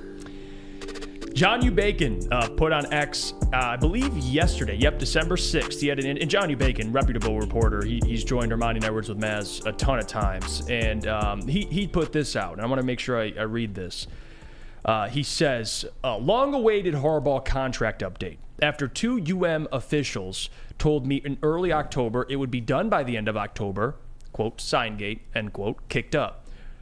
Partridge was dismissed and the process stalled. Now I've been told, quote, breakthroughs in the last couple days, things trending very positively, end quote. Of course, we have heard that before. We know President Ono. Yes. And they want it done. Jim Stapleton doesn't, and the athletic department has dragged its feet. We'll see what happens. What the hell is going on in Ann Arbor, Sam Flannel? The contract was on the way. All of a sudden it wasn't when all these allegations started coming out. But I'll say this, although there are reports, Chicago wants him. Carolina could interview him. This happens every single year. There's part of me that would believe, I wouldn't be shocked if Jim were to leave, because I think a part of Jim is fed up with the NCAA, and the NCAA just continues to piss him off. And that part I understand.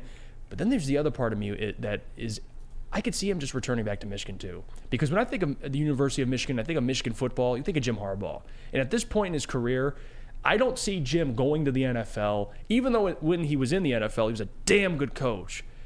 But that was also 10 years ago. It's a long time. Long time ago. So I would say if I had to make a prediction, Sam Flannel, I would say he returns to Michigan. I do believe he signs an extension because if I'm Michigan, I'm locking Jim Harbaugh up. I don't give a damn. But do you believe there's a part of Jim that thinks, F the NCAA, I'm going to the pros?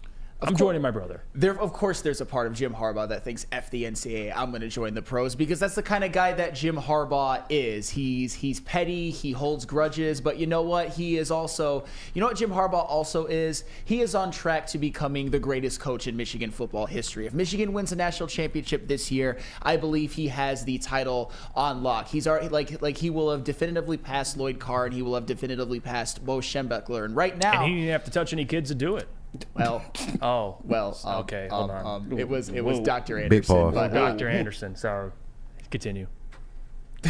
Okay. Anywho, what Jim Harbaugh already is right now is he is Michigan football royalty. I've said this before, and I said this before they even made this third consecutive college football playoff. Jim Harbaugh is the greatest football figure in the history of Michigan football, and right now I don't even think it's close. He is arguably the best coach in school history, and he's the best quarterback in school history, certainly the most decorated. The last Michigan quarterback, the only Michigan quarterback to be a first-round draft pick was Jim Harbaugh, and he is the last Michigan quarterback to seriously contend for the Heisman. I believe he made it to New York in either 85 or 86. So yeah, Jim Harbaugh is football royalty, and even though his tenure in Michigan got off to a bad start, I would say not even a bad start, but maybe a disappointing start, he came in after the Brady Hoke years, and immediately they were a 10-win team. And it took him a while to win Big Ten championships, to beat Ohio State, but now he has led Michigan to their first ever three-peat as an undisputed Big Ten champion. So yeah, I want Jim Harbaugh more than I want him locked up right now to whatever contract, to just write a blank check at this point, because he has done exactly what he has sought out to do. The only thing that he is missing is a national championship. But boy, if Jim Harbaugh gets a natty, we're going to be talking about him as one of the biggest coaching legends, I think, in all of football when it comes to college and pro, because of what he would have done in college, what he's already done in college, and the fact that he was a damn good coach in the pros with the 49ers. I mean, they made a Super Bowl. They made, I believe, 3 consecutive NFC championship games, but can never get over the hump. Jim Harbaugh's a legend, and I hope he's at Michigan until the day he retires. Yeah, and I think all Michigan fans kind of share that sentiment with you. I know people are chiming in now about the whole, one natty win. He's the best coach in UM history. Sir James says, 1 natty win? And he's the best coach in UM history? All right, but Michigan, believe it or not, doesn't have a lot of national championships. I know we can go back to the Fielding Yost era and all of that, and I'm not even begrudging that. I'm just saying that their only national championship really in modern college football was 1997. That was the Charles Woodson team coached by Lloyd Carr. And it's not just about the natties, it's the fact that Michigan officially runs the Big Ten right now. They've won 3 consecutive Big Ten championships, and if they then win a national championship, have a 15-0 season, that's legendary stuff right there. Then you can talk about Michigan as a true national powerhouse, as one of the greatest programs in college football.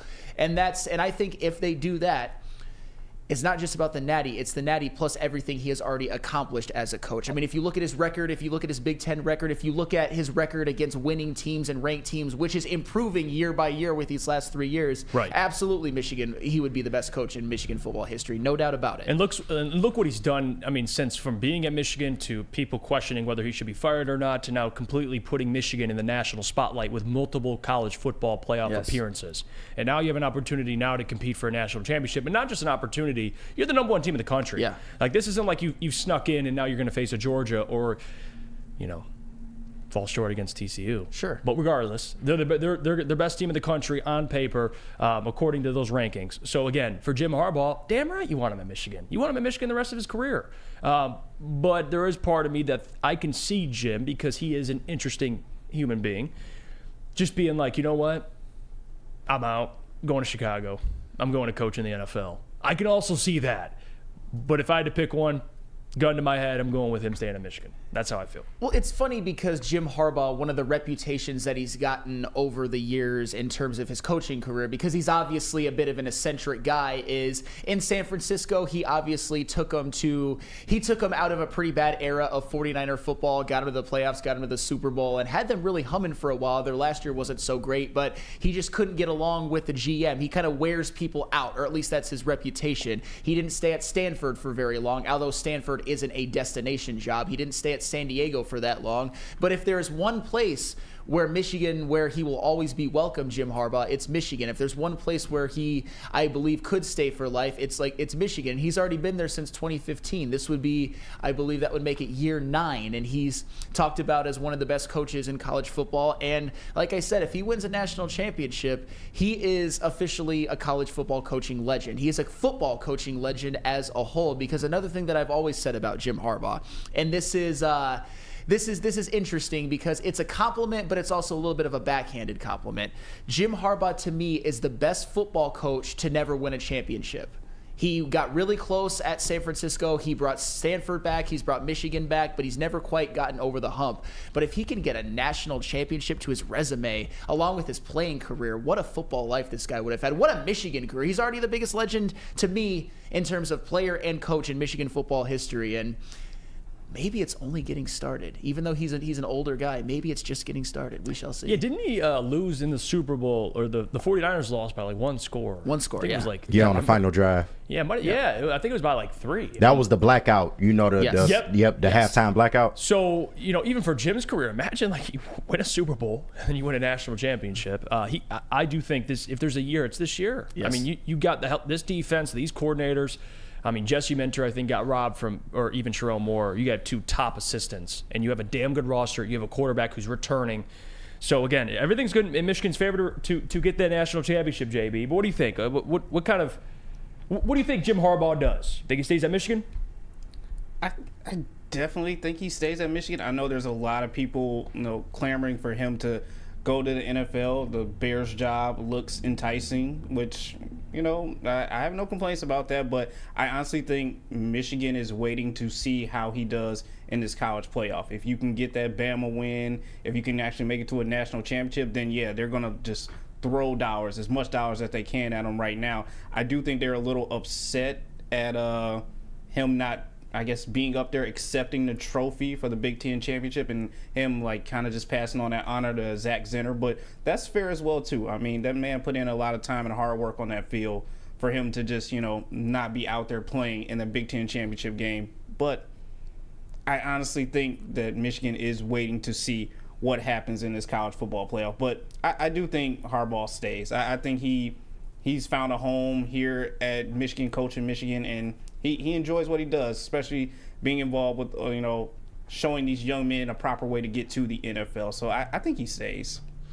Yeah, I want to go to you, Ken G. You're a Michigan fan, and I want to read this comment. Hoof-hearted says, haters are praying Harbaugh leaves and they try to manifest it. I'll tell you who's trying to manifest it, Ryan Day. Yeah, absolutely. That man's like, please. But he's a marked man himself, so he really doesn't have room to talk. But, I mean, at this stage, I think either way, Jim Harbaugh does stay because he has finally gotten the success that he's been searching for this whole time. I remember it was kind of rough before COVID, and then that COVID year was really like, okay, what's going to happen here? Is he really going to be the guy going forward? Breaks off 3 straight Big Ten championships, 2 playoff appearances to this point. Hopefully they can bring home the national championship this year, but I feel like, if they win the Natty, I feel like it's definitely secured that he stays. It's a better chance that he leaves if they don't, though, because the Big Ten is going to really make it hard for him going forward. You know? No question. And again, you have a month to prepare, and you're taking on Alabama and Nick Saban, who also has a month to prepare. Oh, yeah. Pelly, this could be a hell of a game. I can't wait. I really can't. I'm cool. I know people, especially Stick, again, I'm bringing up Stick, but we argued about the whole Florida State stuff. I'm happy with the 4 teams they have. This is going to be a great college football playoff, and I can't wait to see who comes out on top. Let's go to break. When we get back, we'll preview the Lions' next 5 games, and we'll give our records. How about that? Game by game. All right, let's do it. We'll go WL. We'll work with the chat. You guys chime in as well. We'll see where the Lions finish off at. Let's do it. But first, I got to tell you about our friends over at Big Boy.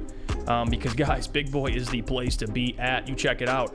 They got potato pancakes, delicious, classic potato pancakes as well. Stuffed potato pancakes. Again, Southern Comfort Bowl. They got it all at Big Boy, especially after victories, Lions victories, or Pistons losses. Go eat your feelings away at Big Boy. They got it all. Check it out. Savor the heart of home at Big Boy with our all-new down-home comfort dishes. Feast on home-style goodness with our Southern Comfort Chicken Bowl, veal parmigiana, and apple pie hotcakes. The down-home delight doesn't stop there. Potato pancakes are back.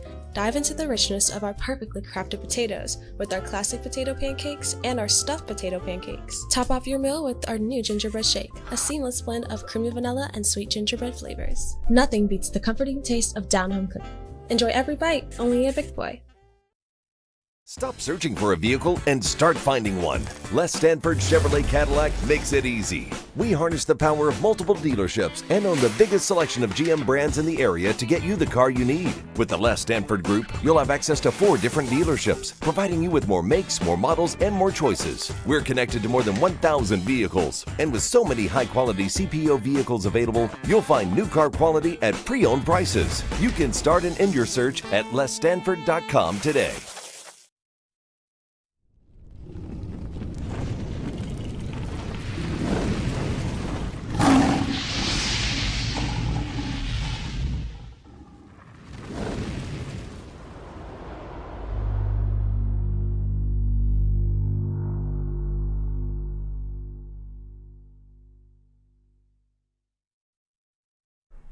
Let's talk about Outdoor Equipment Co., official equipment provider of Woodward Sports, Michigan-grown, family-owned bad boy mowers, tractors, steel handhelds, and even weed whippers. Liberty trailers, Generac generators, snow X-Plows, and salters. Outdoor Equipment Co. has it all. Buy it, rent it at 0% financing delivered to your doorstep. Just visit their website at outdoorequipco.com.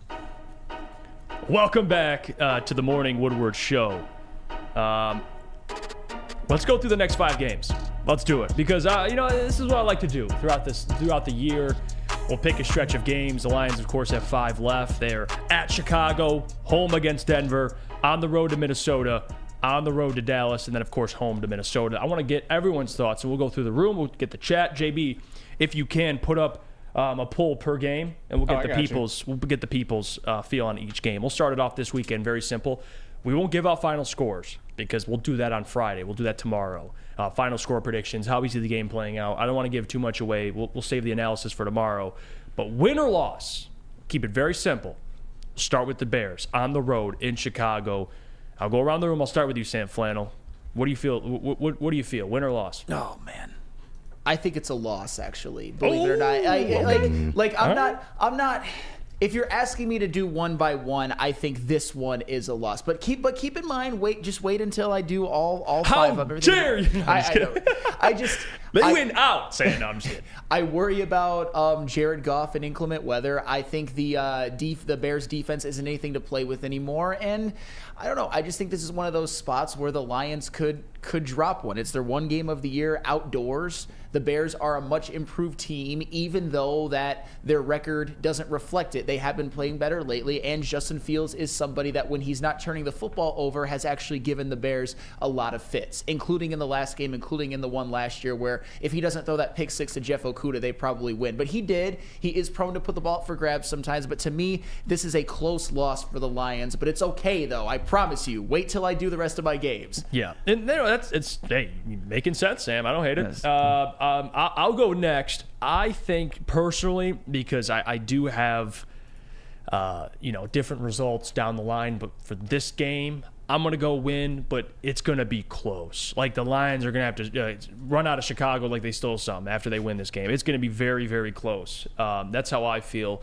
Thanks for that, JB. But I want you, JB, because now it's split 1-1. We'll get the room on this. What happens in Chicago? I don't want to say it. I don't want to say it. I don't want to say it.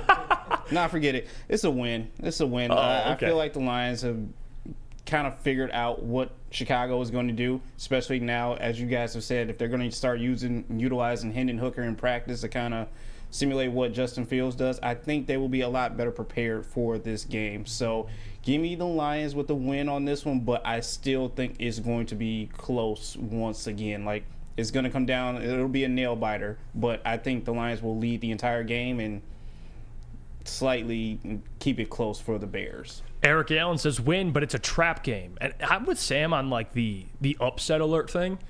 Like this Bears game, it could go. They're only like a 3.5 point favorite on the road, which again you're giving the team 3 points already. So they put them at like roughly around a touchdown, whatever. I don't know what the Lions move. That's just what I've seen it at recently. I'd have to double check, but even Vegas, Kenji, they think this game's going to be close. Yeah, that line has not moved at all. It's been sitting at 3 all week. But give me what loss or win? What do you think? And then it's gonna be tough. Kool-Aid can be the tiebreaker potentially. The defense got to bring their lunch pail. It's gonna be tough, but I gotta win. I gotta win in an unnecessary shootout. I got actually a score prediction 28-23, but it will only be a win if they hold on to the football, because turnovers is really gonna be the X factor in this game. I know it kind of is the cliche for every game, but turnovers definitely in this inclement weather is gonna make the difference. If they can avoid turning the ball over, I don't see why they don't win this game. What about you, Kool-Aid? What's on your mind? How do you see this game kind of playing out here? Yeah, you know what? I feel like Chicago Bears absolutely laid open their perfect game plan in the last game versus the Lions. Yeah. And I think that that's actually going to benefit the Lions because they have a lot more to game plan for. I think that they will be ready for this next game. Similar to how the Packers, after getting punched in the mouth by the Lions the first game, came back with a good game plan to kind of counteract some things. I feel like in reverse, the Lions are going to come back. Even though they beat the Bears last time, they're going to have exactly the medicine they need to keep Justin Fields in check this game and do just enough to pull off a close victory. Yeah, and I don't think the Lions kind of melt that. Well, I shouldn't say the Lions. I mean, Jared Goff won't throw as many interceptions as he did at home. We'll see, though. But I just something that game was just all over the place, for real. Speakeasy says, this dude Kool-Aid don't rest. Yeah, you were at heavyweights yesterday, too, man. You filling in for Spenny? Is that what that was? Yeah, getting his tattoo? Spinny and Easy, man. Hey, listen, the first show I was on was with Easy up there on that desk. I do remember that. It was pretty cool. I do remember that. Good days. All right, let's move on. Next game. At home against the Denver Broncos. Let's ride. That is true, Kenji. They do. Hey, by the way, they were kind of riding there for what, 4 or 5 game win streak. Yeah. And then, of course, things happen. I will say this, Sam. I said they'd win 10 games. I'm still holding on. I'm not giving up yet. That was my prediction. I don't know, though. At Ford Field, I'll let you go. What do you think happens against the Broncos? I think the Lions win this game. Okay. I think, and for the record, I am somebody that I would say was a little high on the Broncos coming into this year as well. I do think, though, this is the time where the Broncos fall back to earth a little bit and end up winning 7 or 8 games. I don't like their defense has struggled at times throughout the year. It has been getting better, but I think this is a game at home coming off a loss that the Lions will get an early lead and Russell Wilson will be forced to play from behind. And even though Russell Wilson has played better this year, he kind of had an implosion against the Texans last week. And I think that's going to be more of what he is moving forward, just an average quarterback. So give me the Detroit Lions to bounce back from a road loss and get a big home win. If you saw that Derek Stingley interception, that reminds me of what Kirby Jones is about to do when he comes to Ford Field. Like, that interception he made, I could see Kirby in the secondary feasting a little bit. Now, Russ has done a good job taking care of the football, and Ant DeGod makes a good point because he goes, I can see Russ going back to Seattle Russ on us. And that's the thing, too. I keep thinking about that, Ant. Like, Seattle Russ will return eventually. I just I've yet to see it. At least what he looked like. Right now in Denver, he's just a game manager. That's what he is. Glorified game manager. Just not taking care of the football. They don't put the ball in Russ's hands to go win every single football game, and they're finding ways to win. I'm going to go a win here for the Lions. I think, Denver, they play a lot of close games. Every game they play, they turn it into this ugly 2017, 17, 19, these ugly victories. But I think the Lions find a way to win that one. I do. So I'm going to go win for the Lions, JB. Broncos Nation, let's ride to another L. There you go. I'm sorry, but the Lions win this game. I'll give Sean Payton credit. He's helped out Russ a lot this season, helped him transform from the quarterback he was from last year. But no, I just don't see this happening at all. I feel like this is going to be a embarrassing loss for Denver, just being honest. Yeah, I can see it playing out that way too. I can. Kool-Aid, I want to go to you on this. Denver Broncos. Yeah, I think JB said it best, man. I actually am not worried about this one at all on any level. This is one where I want to see the Lions go out there, especially with a couple games kind of after that are going to be a little tough. Just go out there and do work.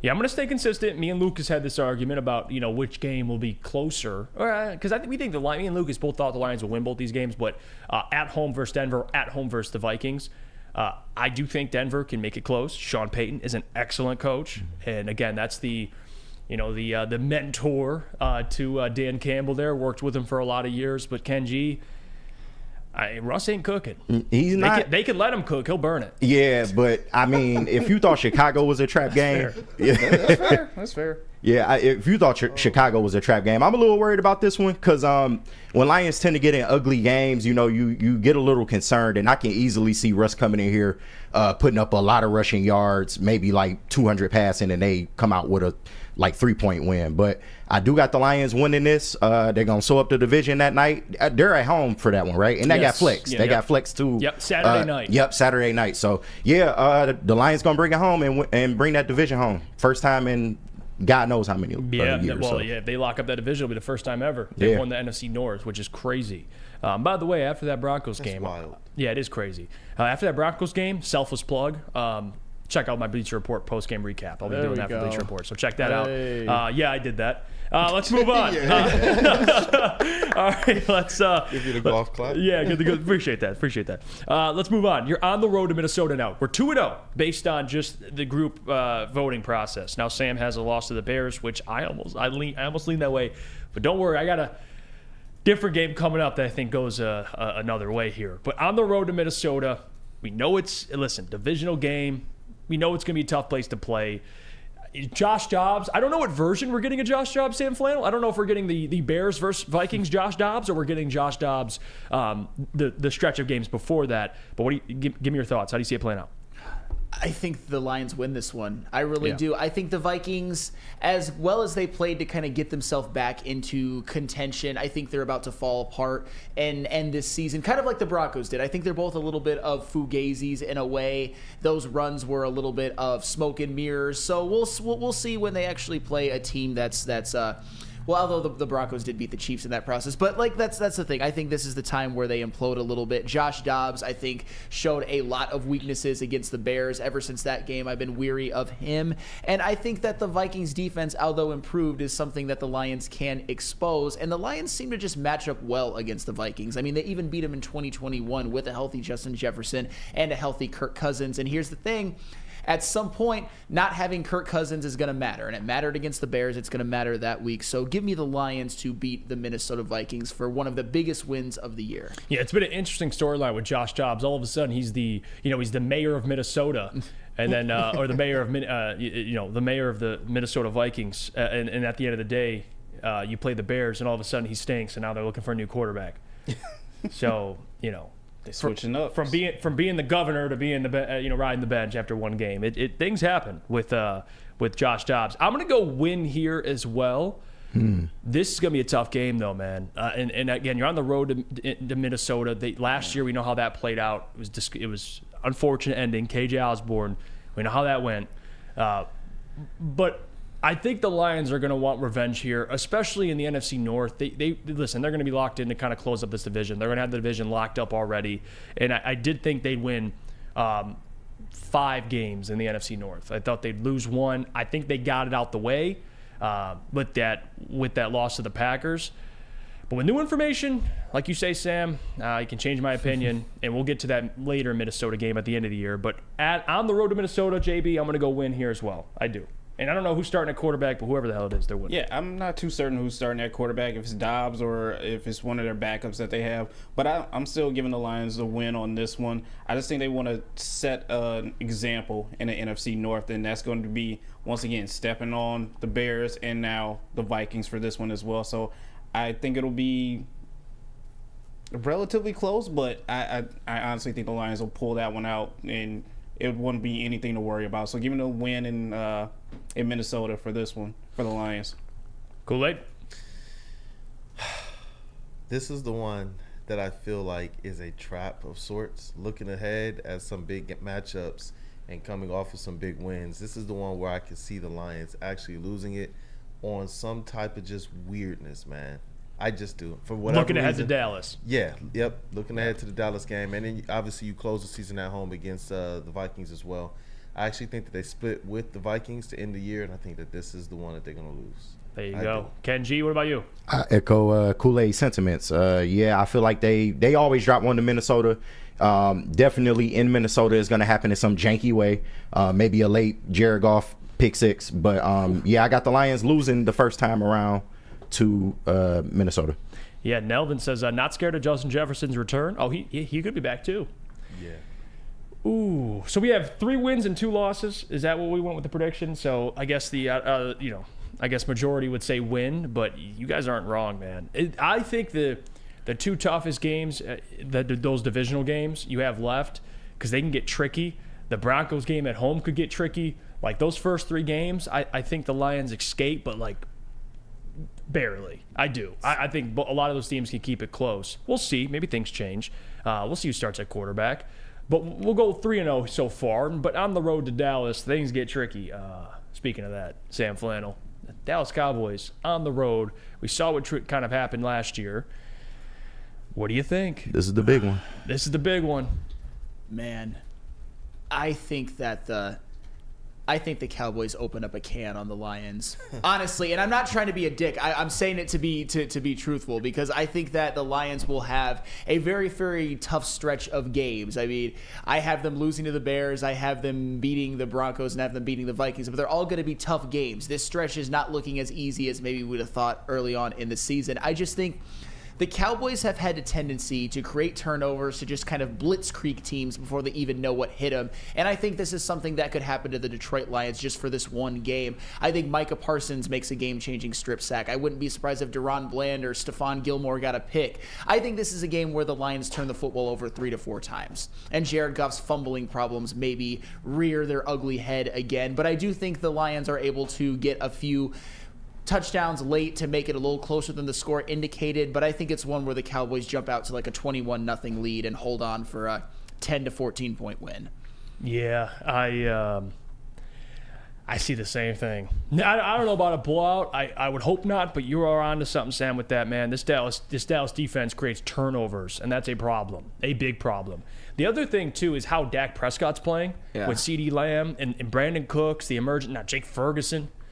ASAP Ferg, he's out there. And again, this offense, with how Dak's playing, he's balling. And I find a way to hate on Dak. I got nothing. I do. I got nothing. And on the road to Dallas, JB, that's scary. I'm going to go loss, too. I do think maybe they can lose in a fashion which it's not ugly. Maybe like a, 27-17, I'd hope. Where it's like, they lost. But if they get decimated, like 42-7 or something like that, oh yeah, it's gonna be a tough pill to swallow for a lot of Lions fans. So I'll go loss, but I don't go in a blowout fashion. I won't go that far. Yeah, as you Screw said, the Cowboys. I have nothing to hate on Dak about from his play this season. I still just don't like him, and I don't like Dallas. But I mean, Seattle made this a competitive game, a couple weeks ago with Dallas, and I think the Lions could still do the same. But as you guys have said, I think Dallas just has a little bit more firepower, and I think the Lions will keep it close. But ultimately, this will be a loss for the Lions. So, L.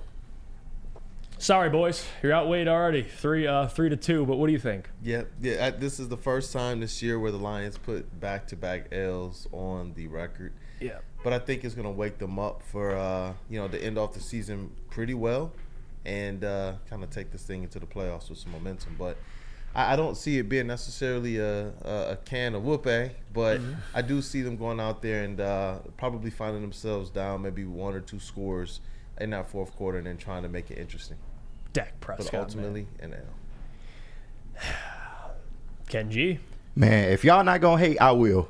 In a classic Dak Prescott choke job, the Lions will win a shootout, a 30-point shootout. Hopefully, this will be the James Houston comeback game.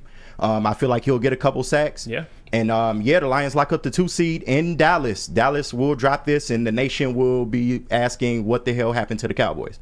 Speaking into existence. I'm a fan of that because listen, I think the Cowboys are postseason frauds, but Kenji's moving up the schedule. He thinks there'll be frauds in December. I'm with him. You know what? It's going to happen eventually. It's only a matter of time. Hey, exactly.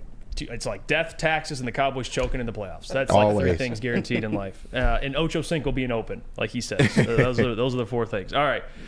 People chiming in. Max Mayer says, "Remember how Dallas looks first good teams? We aren't this. We aren't the Giants. FFS. Won't say that out loud, but again, Andrew says, finally, someone speaking facts. Okay. T-Stay Colts says Lions will win. LFG. Q-Ball 93 says Dallas 55, the Lions 9. Wow, that's aggressive. Jesus. Answer 14, Prescott throws a couple picks, not Goff.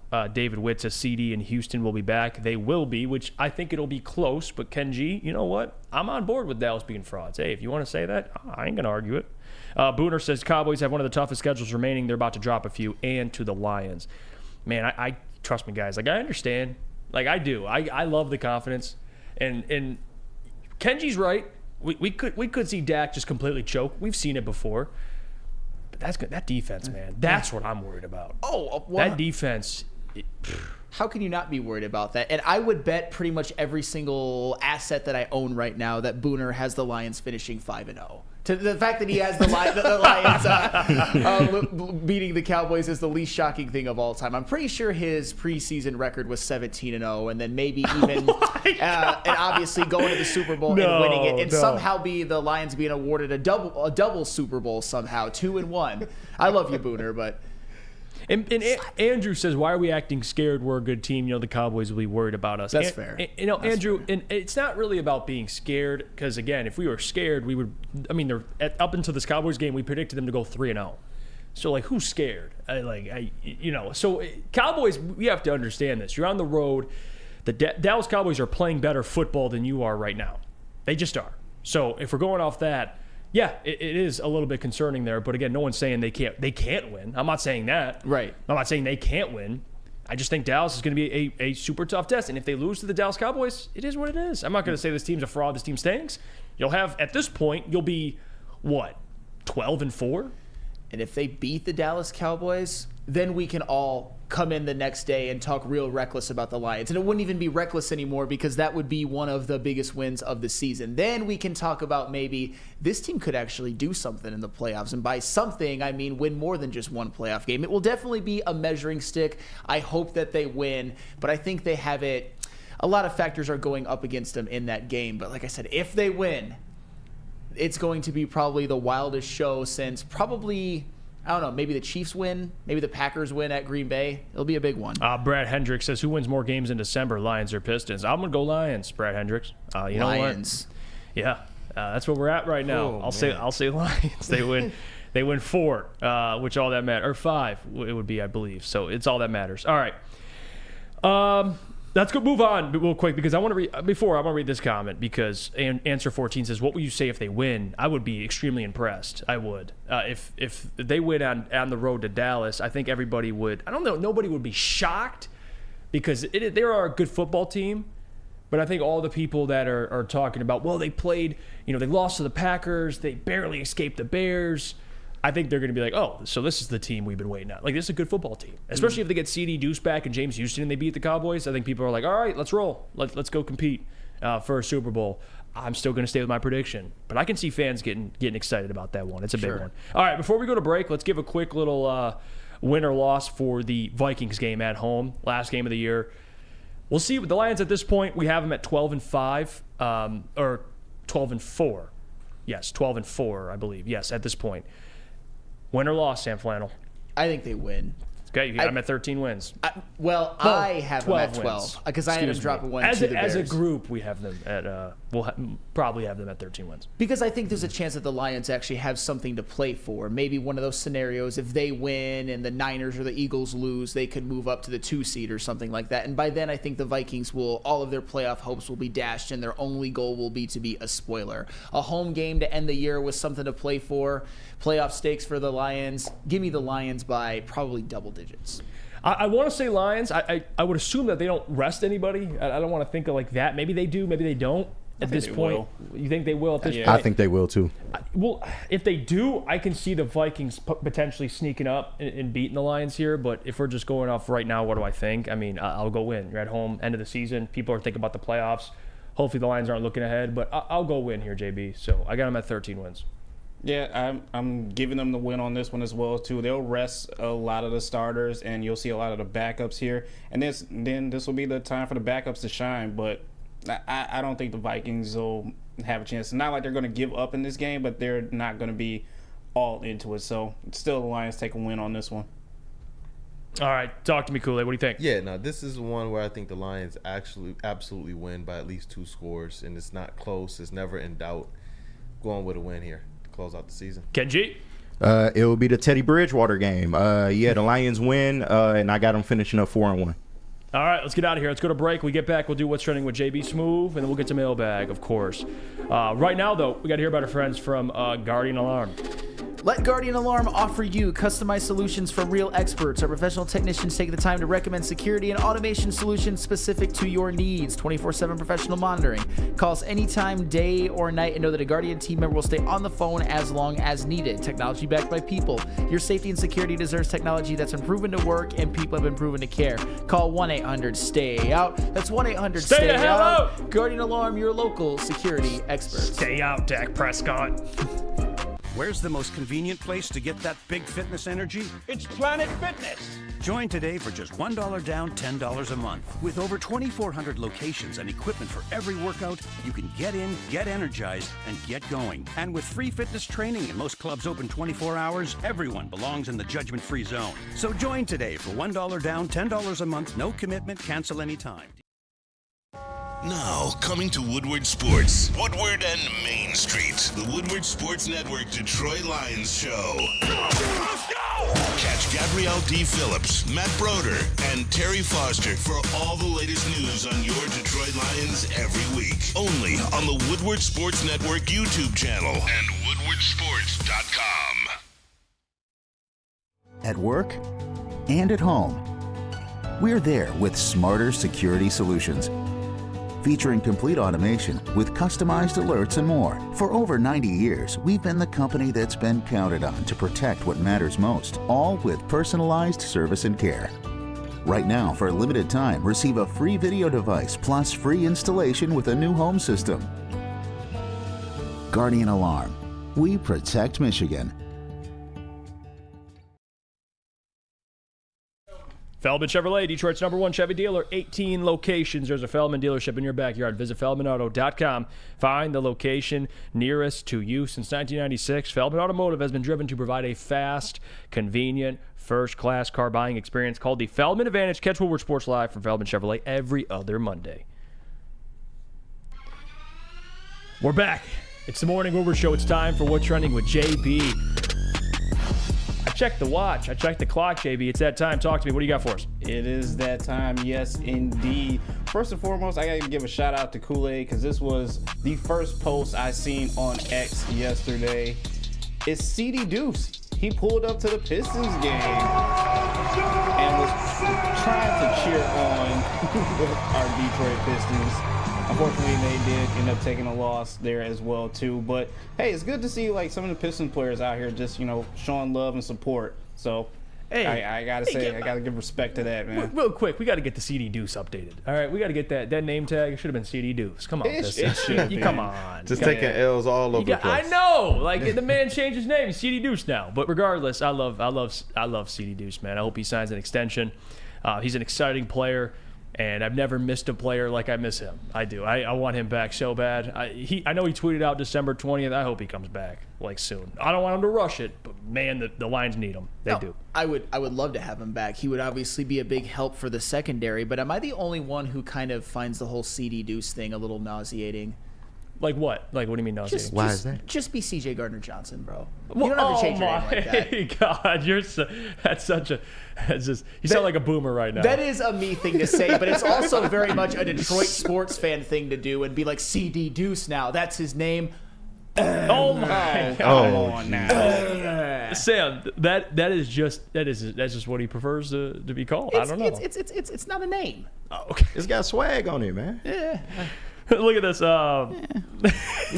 Sam's like, no, stay C.J. Gardner-Johnson. That is what's on your birth certificate. Hey, Joe Westfall, I agree. There we go. Hey, James, let's go. Griffin is not so nice. Sam is bland as hell. SMH. Actually, that's true. I'm very true. That is actually like. You guys, the chat. Do you guys feel this way? Like, chime in. Do you think is this really that big a deal? Like, you prefer this man to leave his name C.J. Gardner? Who cares? Go get picks. I don't give a damn what your name is. If you get picks, I can call you CD Deuce.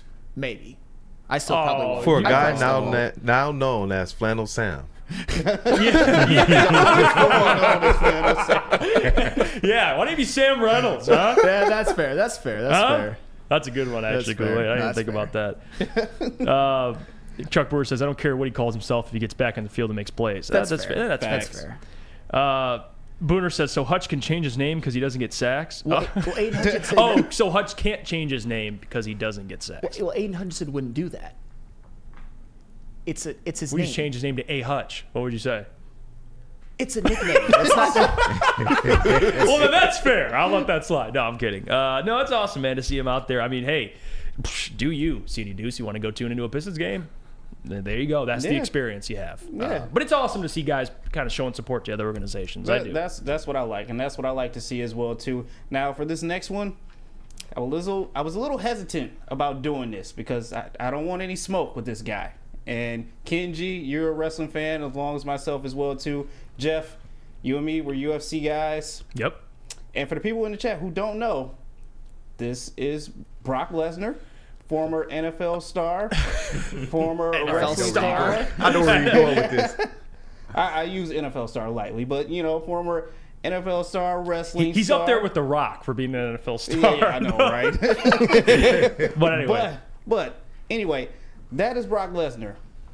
This is Brock Lesnar Bro. and his daughter, Maya Lesnar. No, it's not. Yes. That's Man, when I saw that, I thought it wasn't real. No, that ain't his daughter. That's Brock with a wig. There's no way. That's that is Maya Lesnar, who is a Colorado State athlete, and she just, might I add, finished by setting a record for the new shot put. So this is her right here. Nope. But yeah, that is the product of Brock Lesnar Bro, right there. she would And as you destroy can us. see, yeah, all of the genes went to her.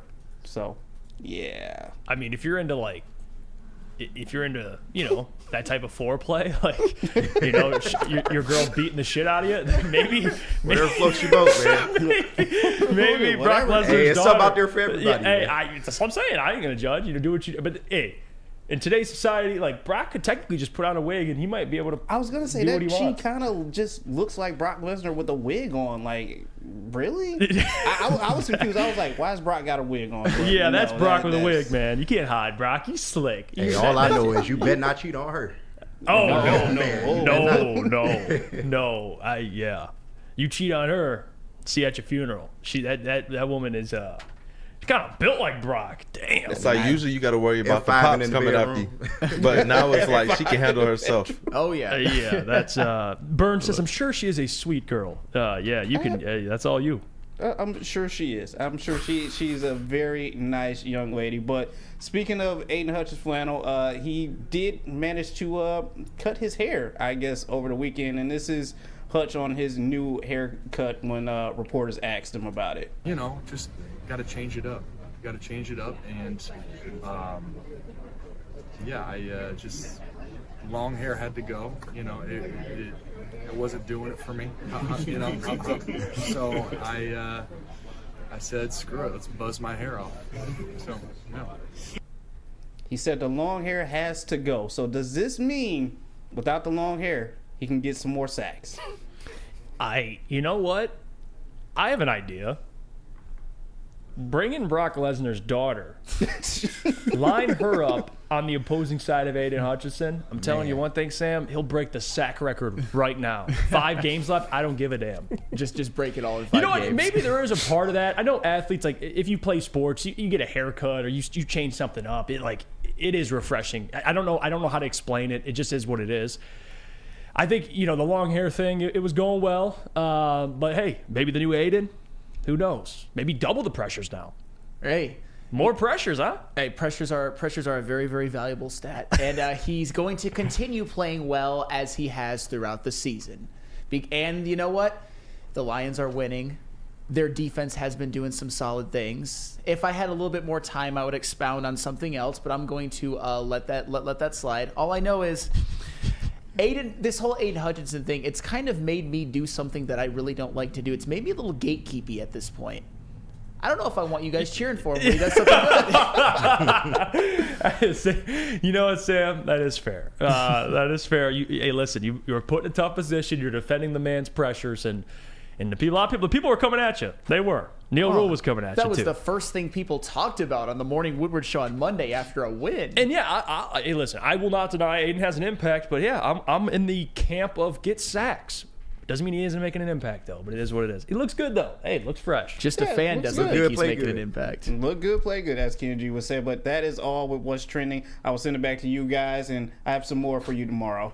Good stuff, JV. The Brock Lesnar's daughter. Yep, Jeez, Maya Lesnar. That's Brock with a wig. It really is. When she comes in the house, Brock Lesnar's theme song just plays. Yeah, dude. That's my gosh. She's built different. I never built even different thought out there in Colorado. Yeah, I don't know what they're feeding people out there, man. It's built different. All right, let's go to break here. Get your questions ready. Lions relate anything related to anything you want to ask. Just ask it. We'll try to get to as many questions as we can. You want to ask Ken G something? We got Ken G here. We'll answer the question. Kool-Aid, JB, me, Sam, doesn't matter. But first, we got to hear about our friends from Dispo. Experience Dispo Romeo, a team that curates an exclusive atmosphere mixed with fresh inventory from Michigan's largest variety of products. The first ever cannabis mall of its kind is conveniently located off of Van Dyke and 32 Mile Road in Romeo. Dispo Romeo is now open late night until midnight every day except Sunday. Can it get any better than that? Dispo Dispensary, DispoShops.com, your local cannabis plug. Brace yourselves, Detroit. As the sun begins to set, two of Woodward Sports' brightest young stars will be taking the mic for a brand new show. Woodward Nights with Booner and Broder. The dog days in Detroit are over, and the boys are unleashed. Join in on the banter and hop on the bandwagon of the #1 night show on the internet. Tune into the Woodward Sports YouTube channel every weeknight from 8 to 10 p.m. Woodward Nights with Booner and Broder. Where's the most convenient place to get that big fitness energy? It's Planet Fitness. Join today for just $1 down, $10 a month. With over 2,400 locations and equipment for every workout, you can get in, get energized, and get going. And with free fitness training and most clubs open 24 hours, everyone belongs in the judgment-free zone. So join today for $1 down, $10 a month, no commitment, cancel anytime. Join Woodward Sports' own Jeff Iafrate, along with special WSN guests for the most anticipated Lions season in decades. Filled with different surprises and expert analysis. You're not going to want to miss out. Go to our Woodward Sports YouTube channel on Sundays and tune in live from 9:30 to 11:30 a.m. Stop searching for a vehicle and start finding one. Les Stanford Chevrolet Cadillac makes it easy. We harness the power of multiple dealerships and own the biggest selection of GM brands in the area to get you the car you need. With the Les Stanford Group, you'll have access to 4 different dealerships, providing you with more makes, more models, and more choices. We're connected to more than 1,000 vehicles. And with so many high-quality CPO vehicles available, you'll find new car quality at pre-owned prices. You can start and end your search at lesstanford.com today. Winter is here, and if you're dreaming of a new home but feeling the pinch, we've got some fantastic news for you. Mark White & Associates, your trusted real estate experts, are here to help. Here's the deal. When you work with a Mark White & Associates realtor, they'll pay up to $5,000 of your closing costs. That's right.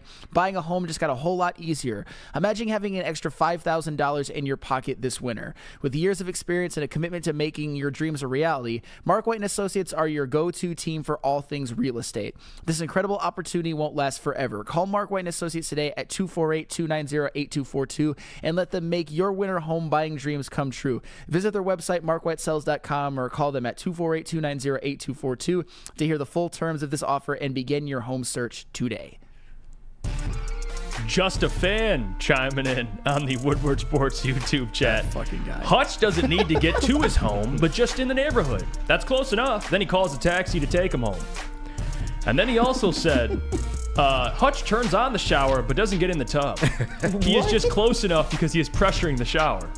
Just a fan. Pressuring the That's so out of pocket. Yeah, that's out of pocket. And clownish that I don't even want to give it a response. All I'll ask is like, so do you think Hutch is a bust then? I'll tell you what, if I don't want to hear a word from you about praising Aiden Hutchinson the rest of the year. You are banned, and I'm not a gatekeeper, but this is ridiculous. You're banned. You're banned from all good Hutch talk because you obviously think he's a bust already. That's fine. Just a fan. It's a little aggressive, but it is funny. I will give you that. That is hilarious. Easy asking, what was Ken's favorite show before joining Woodward? You're on the spot, Kenji. It would have to be Ermanni and Mass because that was the one I had the most time for. Like around that time period, I was free to 2 to 4. That's a time slot for you. Okay. Yeah. No offense to any of the other shows. Ermanni and Edwards with Maz. Fine program. It's a fine program. And of course, Morgan Woodward. yeah. Right. Of course, Morgan Woodward. Of course. Those guys are pretty cool. All right. No, but that's dope, man. Kenji, he was a follower of Woodward Sports before he joined, so that's big time. Let's see. Eduardo says the mailbag for Sam. Thoughts on this stat? The third seed in the NFC hasn't won the. Oh wow. He said, "Wow, wild card since 2016. The third seed in the NFC has not won the wild card game since 2016. It's 2-seed or bust." I don't know about that, but that's an interesting stat though. The third seed's never won a wild card since what? He said 2016. That's a interesting. Eduardo was in the lab. That is definitely doing in the his lab. research. And obviously, I want the Lions to get as high of a seed as they possibly can. And at the moment, that's probably their most likely destination is the 3 seed. And all I want is a home playoff game at this point, at the absolute minimum. So all that history be damned. If the Lions get the 3 seed, they can break that trend. But it's an interesting coincidence. But that's all it is. It's a coincidence. Let's see.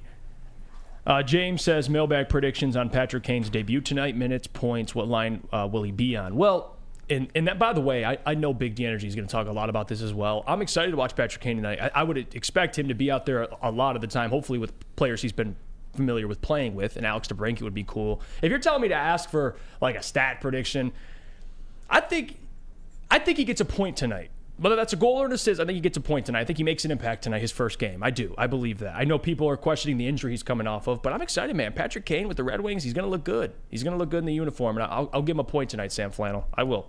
I think he does it. Point sounds good. Maybe a hockey assist. I don't think he's going to be hugely impactful in game number 1, but as the season goes along, I mean, the Blackhawks during Patrick Kane's later years, they had fallen off. They weren't the dynasty that they were when he was in his prime. So I think it'll energize Patrick Kane playing for a winner and being a big part of it, especially a young winning team. So as the season moves along, I think he will regain some of the juice. Not prime Patrick Kane, but still, he was a very good player in this league as recently as last year. But tonight, give me a hockey assist. And he's going to be limited, guys. I mean, for people that think he's going to be limited tonight, and like Billiam said, Kane's supposed to be sheltered tonight to get back in the flow. I think he will be on power play and limited. I can see that as well. I do think he gets a point tonight, though. You want to go with assist? Cool. If he gets a goal, awesome. But I do think he does. He makes an impact tonight, man. I do. Even Patrick Kane last year, when he played, even at the age he's at right now, still impactful. No doubt about it. Pump says, any criticism to Hutch and Sam, just assume we think he's a bust. He isn't a bust. We expect more. That is Pump 7 mid-grade Lions fan.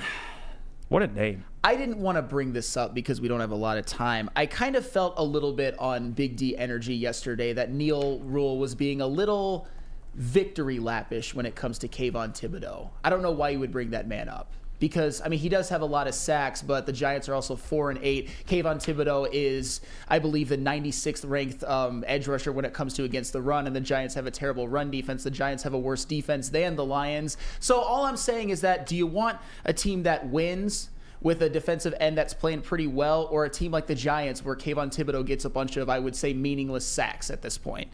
That's my problem.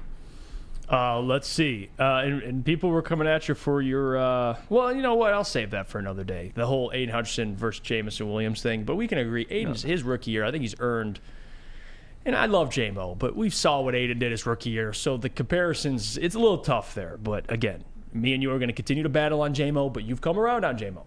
You have. I have. Maybe not completely, but you've given him his flowers. I have, but to compare them right now, I think is absurd.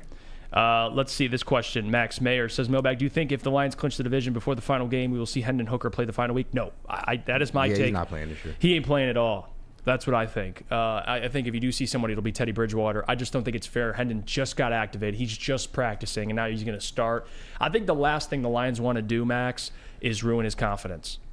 That's what that is. If you start him and he doesn't have a entire season of processing everything, getting out on the practice field, it's unfair to him.